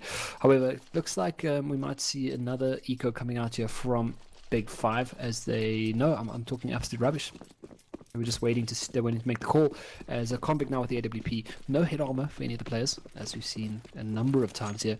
But I think GG are getting themselves into a more comfortable position right now. GG definitely feeling a bit better, but will they keep this train rolling? We'll have to wait and see if there's enough coal in the engine. Goals moves outside, smokes come through, nice mid presence. That's what you want. That nade's going to surely do a little bit of damage. Not as much as we expected, but an interesting spray coming from Goals. Comes out on top nonetheless though, one apiece. And he's got highway presence now. Can he find more? There is a boost. Not expected. Spartan finds one, he finds two. Nice, so that boost pays off well for him. And some nades coming through. Oh wow, Massacre through the smoke. He obviously had the angle lined up there, Congo, so he just kept spraying. Found it. 2 vs 3. That was such a good boost as well. It worked out so well for him to get into that spot there. Massacre takes the second one. Blaze goes down by the car. It's an open play here for Spartan. It's a 2v2. The bomb is down. The bomb's actually in highway. So this is a problem for the T's as they need to get through these two players. And they've got the side covered. And I don't think they've spotted. I don't think the TCTs know that the bomb is sitting behind the ticket booth here. So they're going to set up a nice crossfire. Definitely going to be spotted out right now. So now they need to be careful because they've got the package. Indeed. It's going to be tough for, with time ticking away. 25 seconds left on the clock here. Oh, no. Is that going to be the nade? Nah, surely not. Yeah, that's not going to be enough. Adara with an AWP left alive here in a 1v2. They take him together here. They spot him out. And that's going to be enough to put BIG5 back in the lead. Yeah, BIG5. I said Goliath looking strong, but BIG5 will always have answers to your questions. And they found a round, so 6-3. Obviously CT side favored on cash. Goliath looking to find at least 3 more rounds, definitely possible if Goals is going to continue fragging. Economy not great on the CT side. You can see they are taking knocks through these rounds. 2 AWPs though, AWPs, Light is a Convict, but we do have a Famous and an MP9 still. One a Blaze, one a Spartan. Convict's getting very aggressive. He has that AWP and he pushed all the way into A main. I like it. Very cheeky. Change it up. Oh, but there's that door bang once again, just making his presence known. There's 3 players now moving towards that. And you never really want that. You see them, they kind of start gravitating towards it. But look at the position Spartan's in. Spartan's pushed all the way into mid. He's got a lot of information here. So he knows it's going to be an A push. And you'll see the movement starting immediately. We see one coming Lighters moving his way towards A. Nice pick comes out there by Convict. Opens up for the AWP. That ladder just getting in the way of Custom. Not able to shoot through that really ladder made of diamonds though. Spartan does get taken down by Neff. So that's already a big hit. Lighters though with a big shot out of the sky. Oh, tags my. Tags Neff as well. What? They're just pummeling them through there. That's going to be a kill for days. Finding the frags through smoke. So the thing is right now, we're looking and going, oh well, they're finding frags through smokes. That's nutty. But it's just a question of they know those angles. They know where the smokes are when players like to sit. And they're spraying down there and they're finding the frags. So it all comes down to the experience of the game. And I mean, obviously you can't explain things like that AWP shot through the smoke. That was like if I ever did see some. But it pays off 7-3. Different game here, Congo. And as you said, the winner of map 1 will have a little bit of momentum going in through map 2, and I think we're seeing it paying off here. 7-3 so far, not as close as it was previously.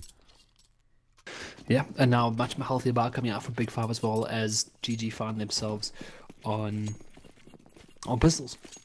And we've seen what they can do as a T side. Pistols can work heavily in your favor, you know, getting those close tight angles there. As Goals flashes himself, perhaps not really what he wanted to do, as he's getting sprayed down a little bit through that door. So they got that middle covered right now, and this is what BIG5 are doing so great right now, is they're holding back positions. You know, they're rather, oh, I like that little jump boost there. Convict trips deviant as he runs into the site though, but they do take control. Be a nice pick coming out there. We spoke about how dangerous these pistols can be, and now Massacre needs to hold on. He does pick up an AWP, so this is going to be a bit tough. Oh, gets the shot, spots the leg. This is a huge round coming out here from GG. But Custom, I'm not going to count him out just yet, ISO. I don't know. I mean, it's Custom. He could do it. Oh, he's going to go for the noise cue on the box, I think. And then he's going to push through CT. But Massacre holding with that AWP. Oh, that was a crazy shot through the smoke, or the edge of the smoke. And easy shot for Massacre. Another round on the board there. GG. going round for round right now, which is perfectly fine because the advantage is on BIG5. They'll be happy going round for round. That'll push them up to at least 8-5, which is all they need right now. We know BIG5's T side is quite formidable, so I think they'd be feeling comfortable with 7. Anything right now is going to be a bonus. You want to get 9 usually on the CD side, but considering the team lineups, they're feeling pretty good. Yep, 100%. Pistols, I mean, they can win a pistol round. I'm sure BIG5 can do it as well, but you're not wrong. I mean, round for round at the moment, and the hard thing about that, when teams are going round for round, building up a stable economy is just so difficult. There's no pressure coming out here. They try to go for the double peak. They do get the bomb. This is big. Massive pistol round coming out here. AK and an all picked up right now. This is insane. How is this allowed to happen? I don't know. Yeah, you shouldn't be walking with bomb by yourself with it, and I'm sure on the comms things are not going to be great, but Neff, oh, he does find Blaze, so Blaze had the AWP, he stole the AWP, but CT's made their way now towards bomb. 2 versus 3, we have an AK and 2 CZs, so definitely possible. Convict has the right idea baiting it, but both players are on A, which he does not know about. So this is actually perfect for Goliath right now. Zay in the right position. Here we go, Molly out, nades, there's a boost coming through, so this is going to be interesting. Find 1. Find 2. Adara though. Sorry, that's Neff on 8 HP. And the wrong person to peek. If that was Neff peeking, he surely would have died. And then we could have played some time. But a great round though for the economy game for BIG5 nonetheless. And the round for round continues pretty much. Well, not really 2 rounds there, but there's going to be another buy coming out here for BIG5, and I mean they had it figured out on A. I mean, the first breach they came to B was on the back of the pistol. So I mean, let's talk about that for a second. That shows that the aggression does work, and I like this though. Aggression into mid once again. Very well played coming out from BIG5. Both players though trying to dance away from the flames. Adaro does pick up Blaze though, but this is it. This though comes out, takes down the second Adaro, opening up the B bomb side with ease. As now BIG5 have a task on hand here to retake this B bomb side, and it's not going to be enough. I don't think so. Not enough. I agree. BIG5 just need to find one more round if possible, and Custom does find Massacre. So that's good. Bomb just went down, so this definitely is an option. No kits. Yeah, you're right. No kits. Not much utility. There's a smoke and a flash. They're going to opt for the savior, surely. But we don't know. Custom has plans. Spartan had plans. And no, they're all going to back off now. But Adara wants to be cheeky. Yeah, it's not going to be enough. No kit, no glory, unfortunately, as BIG5 do drop down. 7-6. 7-6. As soon as we think a team is getting, starting to run away with the game, then the opposition, that is the underdog, just brings us straight back, and we are 7-6 yet again. Yeah. So round for round, CTs need to find it now. But are they gonna force up around these AKs and this M4? Probably a good idea, but if they lose it, then they're gonna be struggling for the last round. I mean, I would put it one. I put one down towards highway, perhaps one on B. That's pretty much it. Split them up quite nicely. Have your pistols holding close, because they're not necessarily challenging middle for those A breaches. They're playing a pretty stock standard breach into A with smokes and flashes. 2 coming out door, 3 out main. Maybe sometimes 1 comes and lurks and doesn't go up main, comes up behind them. But this is a lot of information as well, just gathered by Convict. However, Deviant though, big job here on the door once again. Again, 3 players. Look at this. This is what I was talking about. 3 players looking at this door right now. And this is the power that the door banger gives you. Door watching simulator tonight on Cash. As you said, 3 players watching it. Bomb making his way towards B though. 2 players toward B. Classic setup. 2 on B, 1 mid, 2 on A. Convict has the CZ in hand. No one in A main though, so nice aggressive push. Not going to pay off just yet. Definitely a B push coming through though. Yeah, I mean, the information gathered there was so much, but again, as I said, so many players looking towards that door that they're just going to rather stick there. They're terrified of Deviant coming out there with a gun. And anyway, it's going to be a plant onto the B bomb site. That's going to tie the scores up at 7-7 apiece. So I'm gonna go out on a limb here and say we're looking at another OT probably, but BIG5 though. They still have a few rounds to work with here. They've grabbed some guns, which is great. Convict though will get a haircut from Massacre. And I think this is going to be another round here for GG, and they're starting to find their feet, which is awesome. And you know, people often say like T side, CT side, etc., etc. But this map has become a lot more even. It has become a lot more even between T and CT. It just kind of comes down to that door and that mid control.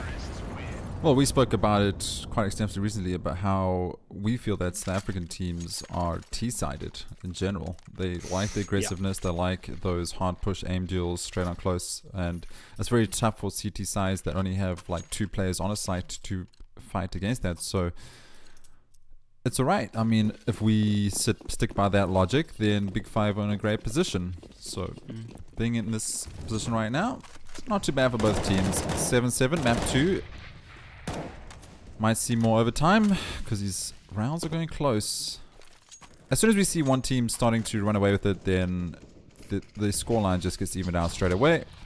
And then at some point it's going to turn again. So a very interesting matchup so far.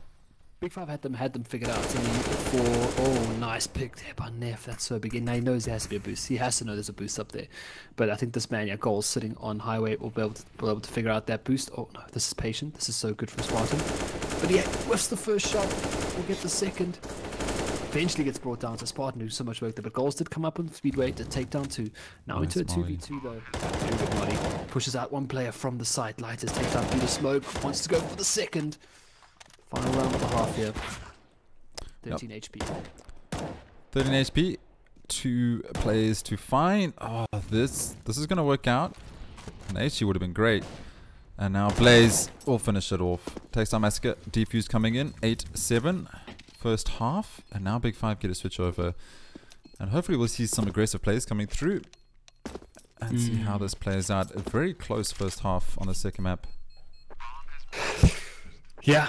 And I mean, I expect nothing less. As I said, both these teams are really strong on this map. I think it's going to come down to that fatigue. What players are going to start feeling it? The guys, I think it's the older gents who have work tomorrow. Some of these young guys just play CS all day. They're going to be up until 5 in the morning playing CS still, probably watching CS as well. So for them, it's going to be down to the older guys. That's why the old DC guys never used to schedule games later than like 7 p.m. Because when the clock hits 10, it's late. It's late.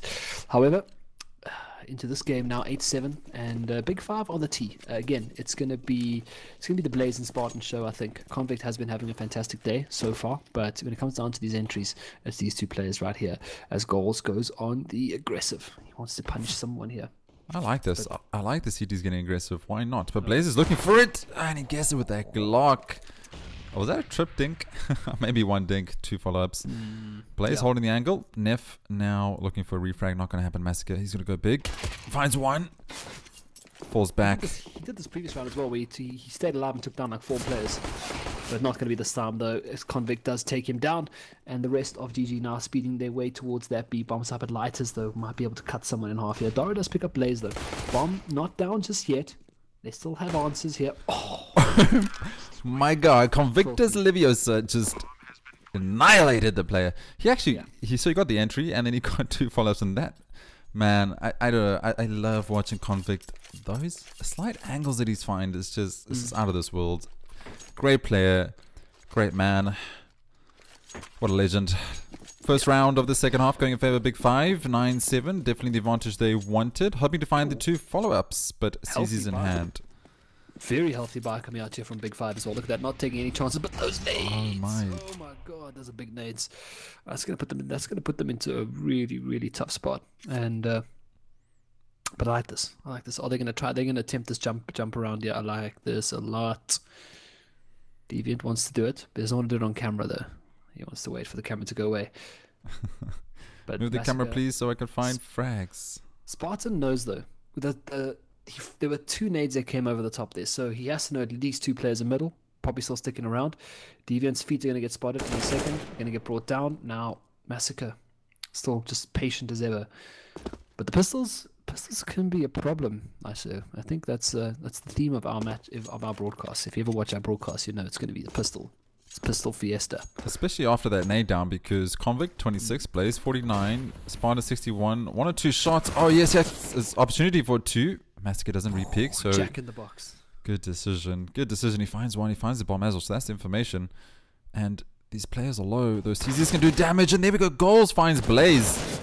Can't find this. Oh, he's still alive. Never mind. Goals still alive. Will he find more? He steps out into the spray down. I think he... Yeah, I think he might have assumed that the spray down would stop. And he would be able to peek through it. But didn't pay off. 2 vs 2 though. It's still doable. BIG5 struggling a little bit. I mean, it was a very, very healthy buy, but GG just had such a good strat coming out there, you know, to get those nades out to towards the boost spot, and Adaro is keeping them in it here, doing a lot of damage. I don't think he'll get to the fuse, but what he will do is take a gun away here and perhaps look for a save. Oh. Custom better not peek. He's still got to play that time. He's got to play the objective. Oh, he finds the headshot, but no kit, so he's going to fall back. Lucky times. If you had the kit, I think there might have been enough time just to... there would have been enough time. The 5-second clock just counted down. I'm fairly certain he would have had enough time to have a kit, yeah. Very close. But nonetheless, another bomb plant. That means they will be able to afford more guns here. For GG, they do give the... Are they going to... Yeah, they're going to go for a buy here. I like this. I like this. At least two guns. Goals, though. Gets the M4A1S. Not my favorite gun at the moment. I'm feeling the M4A4 these days, but nonetheless, Goals does get a gun, and that kind of indicates perhaps he might go on the aggressive. Big nades though, 27 deviant, 59 on Neff, answering, sort of just answering from the previous round. They're like, we've got hand grenades as well, and that's gonna put them into a tough spot here. But doesn't matter. The men with the guns are still healthy. I'm just waiting for the turnaround. That's literally it. We had BIG5 winning the first quarter, and then GG came out, took the half, and now in the third quarter we BIG5 yet again. So at some point there should be a turnaround. Custom, he's on the chase. Oh, he finds the head of Deviants. So, but Adaro also finds one, takes down Convict. 4-4. Bomb making his way towards A. Oh, we have a player in Squeaky Door as well. They might not expect this. No, definitely not. And this Gold as well on the side here with his M4A4 needs to do a lot of work. He gets bullied. Oh no. There was a TK there from Lighters. No. Yes, TK from Lighters. And again, these strafing kills. What is going on with CSGO these days? Doesn't matter. 11-7. And again, risky round there for BIG5. GG. Lighters. Yeah. I mean, he can TK. If he's going to find the last 2 frags with headshots, he can TK all he wants. That's fine. That's fine. Get the rounds. 11-7. That's okay. We'll forgive you, Lighters. I really liked what Adaro did there, though. He just kept running out of doors, just holding down the trigger and aiming down. Full on Leroy that. Leroy! Yeah. And then got 2... I think he got 2 frags? He got 1 and then a TK. So basically, Lighters killed Adaro, but ended up killing Blaze as well. Nice pick, though, on his Goals as he peeks up. Holds onto the M4A1S. I don't know if I like that as well from Spartan. A weird gun for a T to look for those beastie entries. However... I mean, at this point, it's an eco, so pretty much any gun will work right now. A lot of utility being bent towards middle. Adaro. Oh, he was spotted. Some sprays getting whiffed there by Convict, but he can't see through the smoke. Oh my, he's still alive on 20 HP. And he still tries to get out of that smoke. What are you thinking, Adaro? Never mind though. It is pistols, so it's to be expected. We should see a 12-7 here unless things go horribly wrong. And BIG5 are slowly starting to run away with this. Controlling that economy game, BIG5. Thing is, if they didn't buy the previous round, they would have actually had a buyout right now, which would have been so beneficial for them, I think. They've just pretty much inevitably delayed their start here onto this round, and it might cost them, because once you start getting punished by this economic game, you can find yourself in a really tough spot. I wouldn't be surprised to see a pause coming out here if they do lose this next round. However, it's yeah, the previous round should have perhaps been their big buy round to kind of make the scores, you know, keep it within reach, because I think they had the right idea. I mean, they seem to be putting it down to the T against BIG5, which is what we expect from these two teams. So we'll have to wait and see if they're gun rounds here. But look at this pace coming out here. Both players caught with their pants down. 3 players on the 8 outside though, so guns pretty much spread all over the place, but doesn't matter. BIG5 clean up A bomb side. Yeah, tensions are great, but inevitably useless unless they pay off. And BIG5's intentions of rushing A seem to pay off right now. And here comes a boost. Light is going to get boosted up. I like this. Unconventional, but flashy nonetheless. CT's holding off. And there we go. As you expected. Pause coming in. Good time for a pause, actually, because BIG5 started to run away with this game. And two top teams, you don't want to lose out. You want that glory. You want the fame. You want to be in the top of the log. And starting to slip through the fingers of Goliath right now. These are, yeah, I mean, the thing is, what's great about this is we see the two teams go head-to-head online. In Rush, we'll see them go head-to-head on LAN. Even though Energy Esports, both Energy Esports teams will be playing at the Rush LAN. And a lot of female teams as well. I mean, that's pretty hectic. Yeah, I've noticed that as well. A lot of female it's teams. great to see the female teams playing. However, that'll be our first taste on LAN. Once you see these two teams play on LAN, leg 4 is going to be just so crucial for those seeds. I mean, I don't doubt either of these two teams will be 1 and 2, so they won't meet each other early on in the tournament. So that's always great, because that means we'll be able to see them perhaps in a winner bracket or a loser bracket final. Winner bracket or a grand final rather. But nonetheless, this is just a small taste, really, and it's great. It's great to see. You know, for the last year we didn't have an Energy Bravado final. This year we won't have an Energy and Bravado final. It's just leaving so much room for growth in the local CS community, and I think these teams are taking full advantage of it as well. A lot of up-and-coming teams, a lot of promise as well from teams like Lepro, XTC, the Energy Academy team as well. Are they called the Academy team? What are they called? Yeah, Energy Academy team. Energy Academy. A lot of promising teams coming up here, and it's not going to be long before the playing field's leveled out. That's what we want, though, right? We want that competition. Bravado comes back. I think they're going to poo on everyone, for the lack of a better word. Well, the thing about Bravado coming back is you want them to go away, build a name for South Africa CSGO, come back with experience, and then let the other teams learn off that experience. And Spartan learns how to fall off a ledge as he gets mollied off and shot down, but goals. Oh, goals. Unfortunate. Straight to Valhalla there for Spartan. Dies in battle. I love it. Odin's waiting. Indeed. Looks like BIG5 are going to take this round yet again. It was a save, even though Adara does have that AWP, but AWP versus 4 AKs, big ask. Chat is on fire right now. Nice to see the spirits of both teams on the up and up. Meme game is strong. There seems to be a bit of animosity between Spartan and Massacre. I've seen a little bit of banter here and there. You should get one of your mods to come in and patrol this chat as well, police this chat. Anyway, Adaro with an orb for some reason, alone on the side here. Ooh. I thought he was gonna get the lineup. He at least gets one though. I saw 3 lined up there for a second. I don't know if that was just me, but I could have sworn I saw 3 people lined up there. They did go for the pause. Neff will save his M4A4. But yeah, the problem is, I mean, while this round winds down, I guess we'll talk a bit about it. So you'd bring it up. The problem with that whole making a name for South Africa, it's not going to mean much, because we can't compete against those teams on a regular. We're not based in Europe. We are, and this is kind of, so people are asking about how does SA Esports improve, blah blah blah blah. If you want to stick around after the broadcast, I'll give you my answer, because it's kind of a job essentially to help grow gaming, I guess.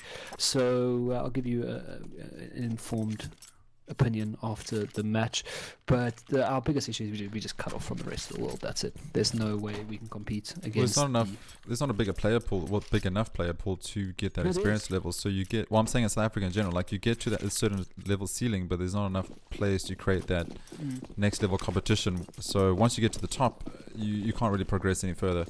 And I think that's the advantage that EU have. They have a much bigger player pool, so there's always bigger and better people coming through the ranks and keeping you on your toes. But we'll get back into that after this match up. 14-7 on the cusp of match point is BIG5 on the T side.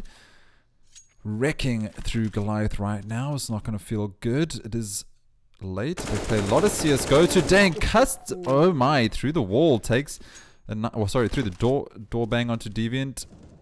That's going to be unfortunate. He's not going to be happy about that one. And he's the one that banged the door in the previous round as well. He was the doorman. Many doors being banged tonight. Now he gets caught out by custom. Very interesting. Very interesting. But yeah, I mean, BIG5 just showing their power once again. Goals wants to challenge the doorman. But Custom says you are not wearing the right shoes for this club and puts him down to 5 HP. Probably finish the job right now if he had to go peek once again. But doesn't matter. I was thinking that. I was like, it's coming. But Goals, he runs off. He's done. He doesn't want to take that peek. Goals isn't cannibalistic. Cannibalistic is the play that peaks 7 times, but that could be an op shot if Neff just, as I said, that fatigue perhaps setting in right now. Neff has a big task here on the B-bomb side. They want to put pressure on him. Goals does take down Lighters though. Won't get the second frag though. Daro though does pick up one in the A-bomb side, B-bomb side rather, as well as does pick up the orb out of Neff's hands. And that's going to be a BIG5 on map and match point. And overtime is not looking as promising as it was in the previous game. No, definitely not as close as it was. First half was looking like it was going to go head to head, but BIG5 running away with this. Deservedly so, as their teamwork is on point tonight. Both teams, in fact, but BIG5 just obviously coming out on top. The synergy is there, the plays are there. It's just that demotivation. You know, you could see GG put their heart into that overtime. They won a couple of overtime rounds. They won 3-0. Only to Lighters. Yeah, Lighters with a great shot there. So you could just kind of see that it was just after that OT, it just took it out of them. They put their heart into that, and it didn't go their favor. So yeah, that was. I did say that. I was gonna go just brag a bit here, but I did say that the team that won the OT will win this next map convincingly. So it's tough. You are a wizard, Kyle. CSGO strat wizard. I've just seen this happen so many times. This OT just takes it out of people. Like, lots of lag coming through here. Because you could be playing your heart out, but one player might not be playing their heart out, and that just costs you the round. So anyway, going to be an AXQ coming out here from GG. BIG5. Look at this, Deviant. Right now, Deviant though sneaks through the smoke. Look at Massacres. What is he up to here? Peek by Convict. Peek's advantage. Daro's there as well. Takes him down. That's going to be a round on the board for GG. Broke out into song there. I mean, I was looking for it, but do apologies for viewers watching at home. We had a slight lag spike there, courtesy of LTE. Never mind, we are back though. That round was a bit of a shambles to view, but went in the favor of Goliath. So, keeping a little bit alive. They obviously still want to try to get to that overtime, but it's a very tough ask. One mistake, one round going in favor of BIG5. It's going to call off this matchup. Goals trying to spray down through that wall. Not going to work out. But a garage door bang in there. And again, I have to say it's this hunger we've seen from BIG5 lately. They are trying to. They've got the best team logo in the country, and now they want to make themselves the best team in the country. I think it's the two just go hand in hand, and we've both agreed as designers that logos win games. Logo, but BIG5 has the best logo in the country at the moment. However, that's not important. We straying from the topic at hand here. It's a somewhat healthy buy coming out here from GGs. They do straddle along rather with their economy. Still have their flashbangs, still have their smokes, still have an HE, and that AWP has to pay dividends here for Neff, although it is on that B bomb side for now. Spartan, what was Adaro doing? Not even covered by a teammate, decides to run away with his back turned to a main and just gets punished for that. Bit of a mistake. As you did say, I said one little mistake like that can cost you the game. But hang on, GG's still in it. Oh, Goals. When he gets angry, he hits these shots, and that shot wasn't ideal. Goals, if I second one, takes down Custom. 2 versus 1 now, Lighters. He's been doing well tonight, so he could definitely pull this off. 26 seconds, but he gets flashed. And Goals is there. Goals has these rounds where he just goes mental. And I don't know, he finds the craziest shots. Goals, the man, the myth, the legend, tactician. He's a very clutch player. Like Goals, I feel, thrives under pressure. And I think this is the kind of situation he loves being. Although it's not optimal for everyone to be on the brink of map and match point, he just prefers it. You can see it in his play style. He just loves playing under pressure, and Goals can be scary. I used to kind of equate him to like a rabbit hound when he played for Bravado. They just let him loose as an entry fragger, and he would just do amazing things. But with the young and up and coming talent, and him kind of being the nurturer of some of the young guys playing on GG, and some of the old guys there as well, does kind of leave room for your players like Adaro, and of course Deviant doing his entry fragging, despite being a support player for so long. Anyway, out onto the A bomb side they go. Spartan though, not even looking left and right, just dancing behind steel. Needs to be careful for that TK there. They are going to clean up 3 players on the A bomb side. Yeah, even though it was off those pistols, we've seen how dangerous the CZ's nerfed. CZ should have said, nerf, not nerf. Inverted commas, but we'll have to wait and see. Bomber gets planted down, 3 versus 2. This could be it. Could be map point and match point in favor here. BIG5. Convict holding close. Oh, there comes the flash, delaying time. Neff on that AWP. Could find this. Adara, though, he leads the charge. He walks in on sight. Oh, Neff, he whiffs a shot. It gets taken down. Suddenly, 3 versus 1. Players are very low. Deathcam not working out, but never mind. Lighters is there, and Blaze finishes it off. 69-second map on Cash goes in the favor of BIG5. BIG5 winning this matchup 2-0 after a triple overtime. Yeah, I mean, we kind of both saw it coming, the triple overtime. However, well, we saw an overtime coming, perhaps not a triple overtime, but it really was a fantastic game between these two teams, and we, I hyped this up all week. I thought it was going to be a great game, and it really, really was a fantastic game. And it's showing promise for what I call the top 2 teams in the Masters right now. Definitely. I think it's fairly easy enough to say they are the top 2 without a doubt right now. So we can put BIG5 right at the top after tonight. Goliath going to be looking to take that revenge. But both teams, I mean, this is going to be a great LAN event. If teams are going to be playing like this, it's going to be insane, and you really don't want to miss out. This is next level CSGO, and wow, BIG5, when they're hitting all those shots and playing as a team, you can't stop them.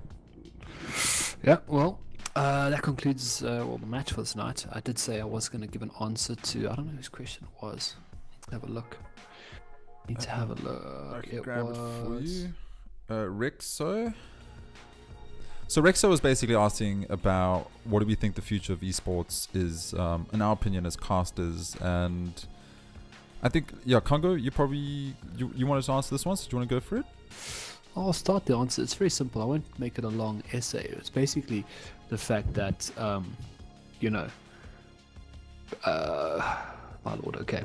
So there's a couple of factors to important. The biggest point is we cut off from the rest of the world. We even cut off from the rest of Africa. We don't have there's some really strong teams in Africa. Algeria has strong teams, Egypt has strong teams, and we don't even have connection. We don't even have a pipe to them. We can't even play against those guys. So we have a large community, but also there's no sort of system in place for growth.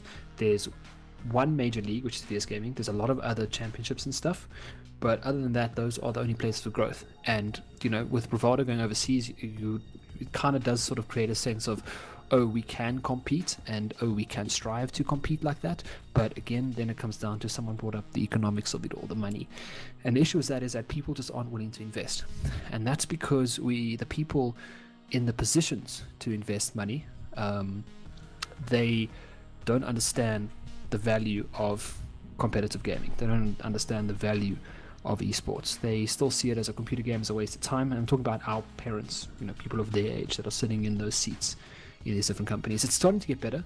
A lot of younger guys are joining companies now with a lot of guys are joining companies, and they're getting put into positions where they can charge a sponsorship. They're in the R&D departments and stuff like that. So it's getting better.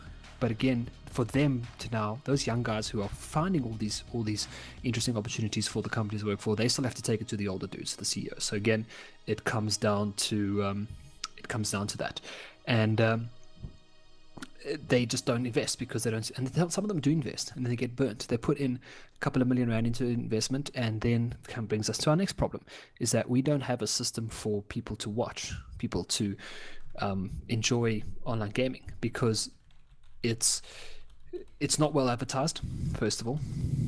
It's also, people don't seem to want to watch local esports, because they could easily just turn on Twitch and there will be 13 different tournaments of 13 different esports where the players are a million times better. Which brings me to the final point is, or back to the first point really, in full circle, is that we don't have, our teams aren't as good as international teams, which is very easily understandable why our teams aren't good. It's like I said, we just are cut off from the rest of the world. Bravado Energy Games, which used to put in viewers because they are the top 2 teams in the country.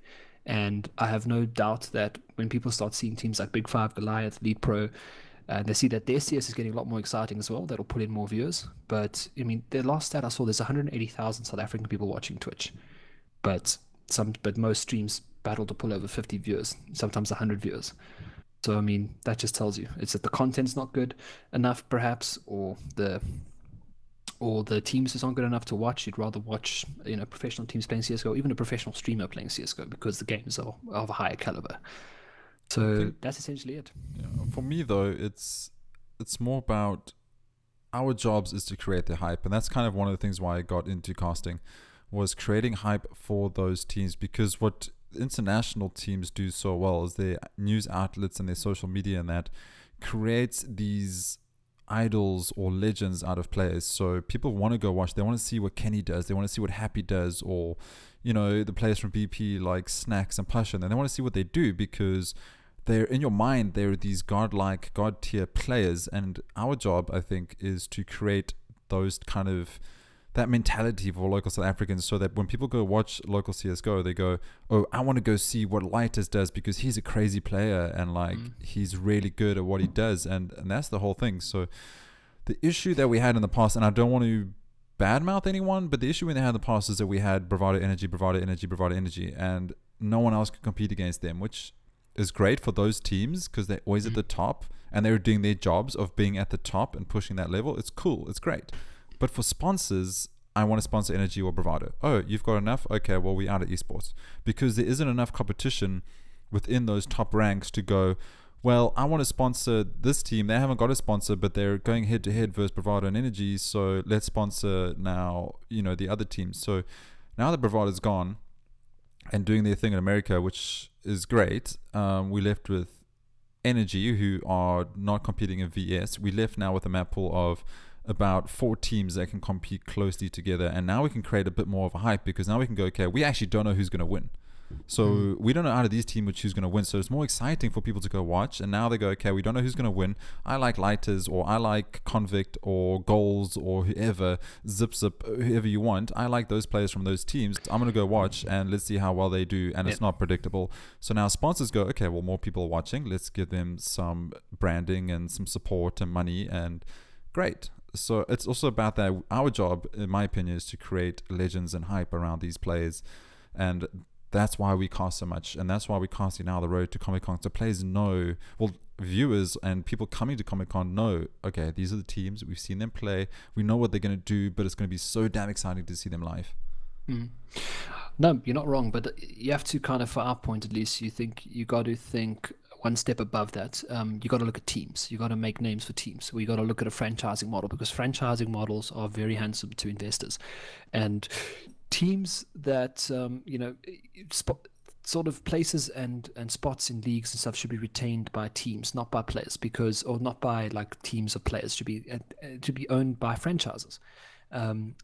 It should be, we know Bravado, we know Energy, we know BIG5, we know Goliath. And the problem with following players is it's tough to follow these players because they're always changing teams. But if you have a team retain a spot in a franchise, or in a franchising model for a league or a tournament, and they get paid salaries, the players, so that gives players incentive to stay in teams instead of just changing every time they lose a tournament. They rather stick together and become better as a team, because now they're getting paid salaries, they're getting paid to play. And franchising is the one way to do that. And what franchising does for you as well is that it makes for very easy content. And for the aim to grow awareness for esports in general is through content, unfortunately, because that's what people see on social media. Us creating celebrities and creating hype out of people through streams, stuff like that, it's not going to be enough. Like, it's unfortunately, we live in a digital age. Everything has to be advertised. Everything has to, and esports in general, gaming in general it's content heavy. And then we go, yeah, correct. I agree. And we also go back to the whole fact of like, what is the future of esports, we also then need to realize that it's all great getting these sponsors that are on board, but now what happens is that we have so many different games and so many competitive scenes that our small community is now separated through so many different competitive brands. It's tough for brands as well to be like, okay, well, I need a sponsor team for each one of these, these games within such a small community. So our skill ceiling, there's always a ceiling. It's not like EU where you have so many players competing and trying to get to the top, so you always got to push yourself to get better. Whereas here you get to the top and you're like, okay, I got like 2 teams to beat and I can just stay at the top. Rad. There's not enough competition to keep that interest in esports within a individual game, because there's just so many different games. So that is another thing we need to take into account as more fiber comes through and people invest more in gaming and parents allow kids to play more games, and kids can play games from a younger age, because you need to realize people like at our age, we didn't have this infrastructure when we were younger, so we're always going to be slightly set back. So once all these things come to play, then maybe our player base grows, maybe all these things grow. It's tough. It's definitely a multifaceted question to answer, and there's different various factors that come through, but we also need to be positive and be like, oh, there are brands that are stepping up and allowing us to grow and be where we are right now, which has jumped crazy amounts of faults from the last 5 years, and VS obviously being one of the big contenders in that. There's a lot of brands that are stepping up. VS, Metal State, Arena, all these guys are trying to get esports where we want it to be, but it's going to take time. And you also got to look at the types of esports. I'll finish on this point though, because we both have to be able to for work. So you also think the types of esports we're trying to promote. Dota, impossible for new viewers to get in touch with. It's just such a tough game to follow. Even if you're an avid follower of the esport, you have to keep up to date and just know everything that's going on. So it's hard to build stories around that and create content around Dota, because a lot of the vast majority of the community I'm saying like the general online community, don't understand what Dota is. Same goes for League of Legends. Counter-Strike, perhaps the closest one to it all, but then again, it's a violent game, so if you want to put that on TV, it's going to have to be after hours. Otherwise you've got to. The FCBs is FCB. Yeah, FCB. They're never going to allow Counter-Strike to go onto TV. And Rob Bobson had a very good point there, is that a lot of our people still watch TV. They haven't joined the online age yet. They have, to an extent. I mean, DCV is already reporting people having issues. CS does have a censored version, by the way. When you shoot someone, they kneel and put their hands behind their heads. FPB, that's it. FCB is a marketing agency in Johannesburg. FPB is the Films and Publication Board. The answer is FIFA. That's the answer, unfortunately. It's a game that's understood by everybody. It ties into the majority of people in South Africa that don't own computers. Because it's such a relatable game. You can walk up to any person on the street and you can say to them, do you know what Counter-Strike is? They'll look at you like you're nuts. You say, do you know what FIFA is? They'll tell you immediately. Especially right now, it's the World Cup. Tournament organizers should be hyping up the World Cup, FIFA tournaments, FIFA this, FIFA content. That's how you grow it. I mean, look at the kid that won the VS Festival. 16 years old, 400k, now plays for GG. Boom. That's it. There's a great story right there. Same goes for the people that went across. Beast from GG as well. Also, just FIFA is the answer, unfortunately. And that's how we'll grow gaming and grow recognition. There are a lot of other aspects as well. Government involvement, which plays a massive part. School programs also plays a massive part. Collegiate esports, also known as university esports,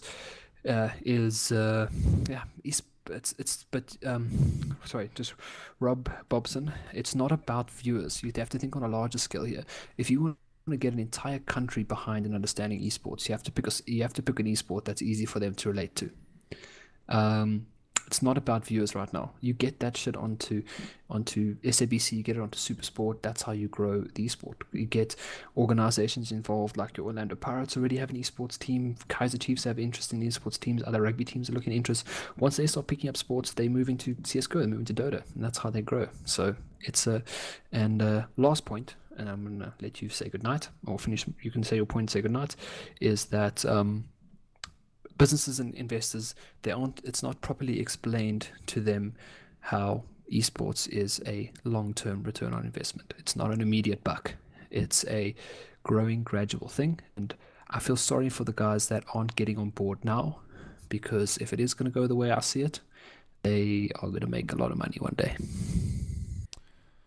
Yeah, and on that note, I think we will leave it there. Perhaps a esports pod chat at some point in the future when we're a little bit more awake and we have some points to discuss. Kyle, probably the best option.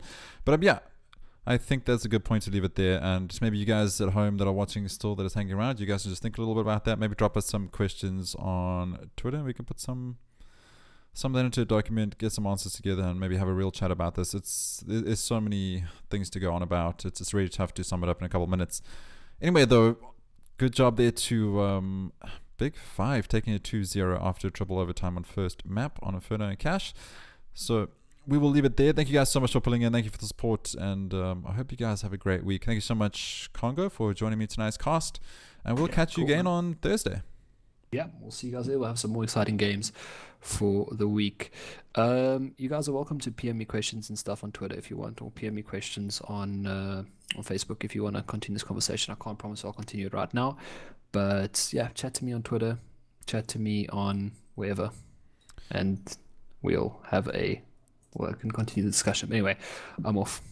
Cool. Thank you so much, guys. We're out. Have a good week. Cheers.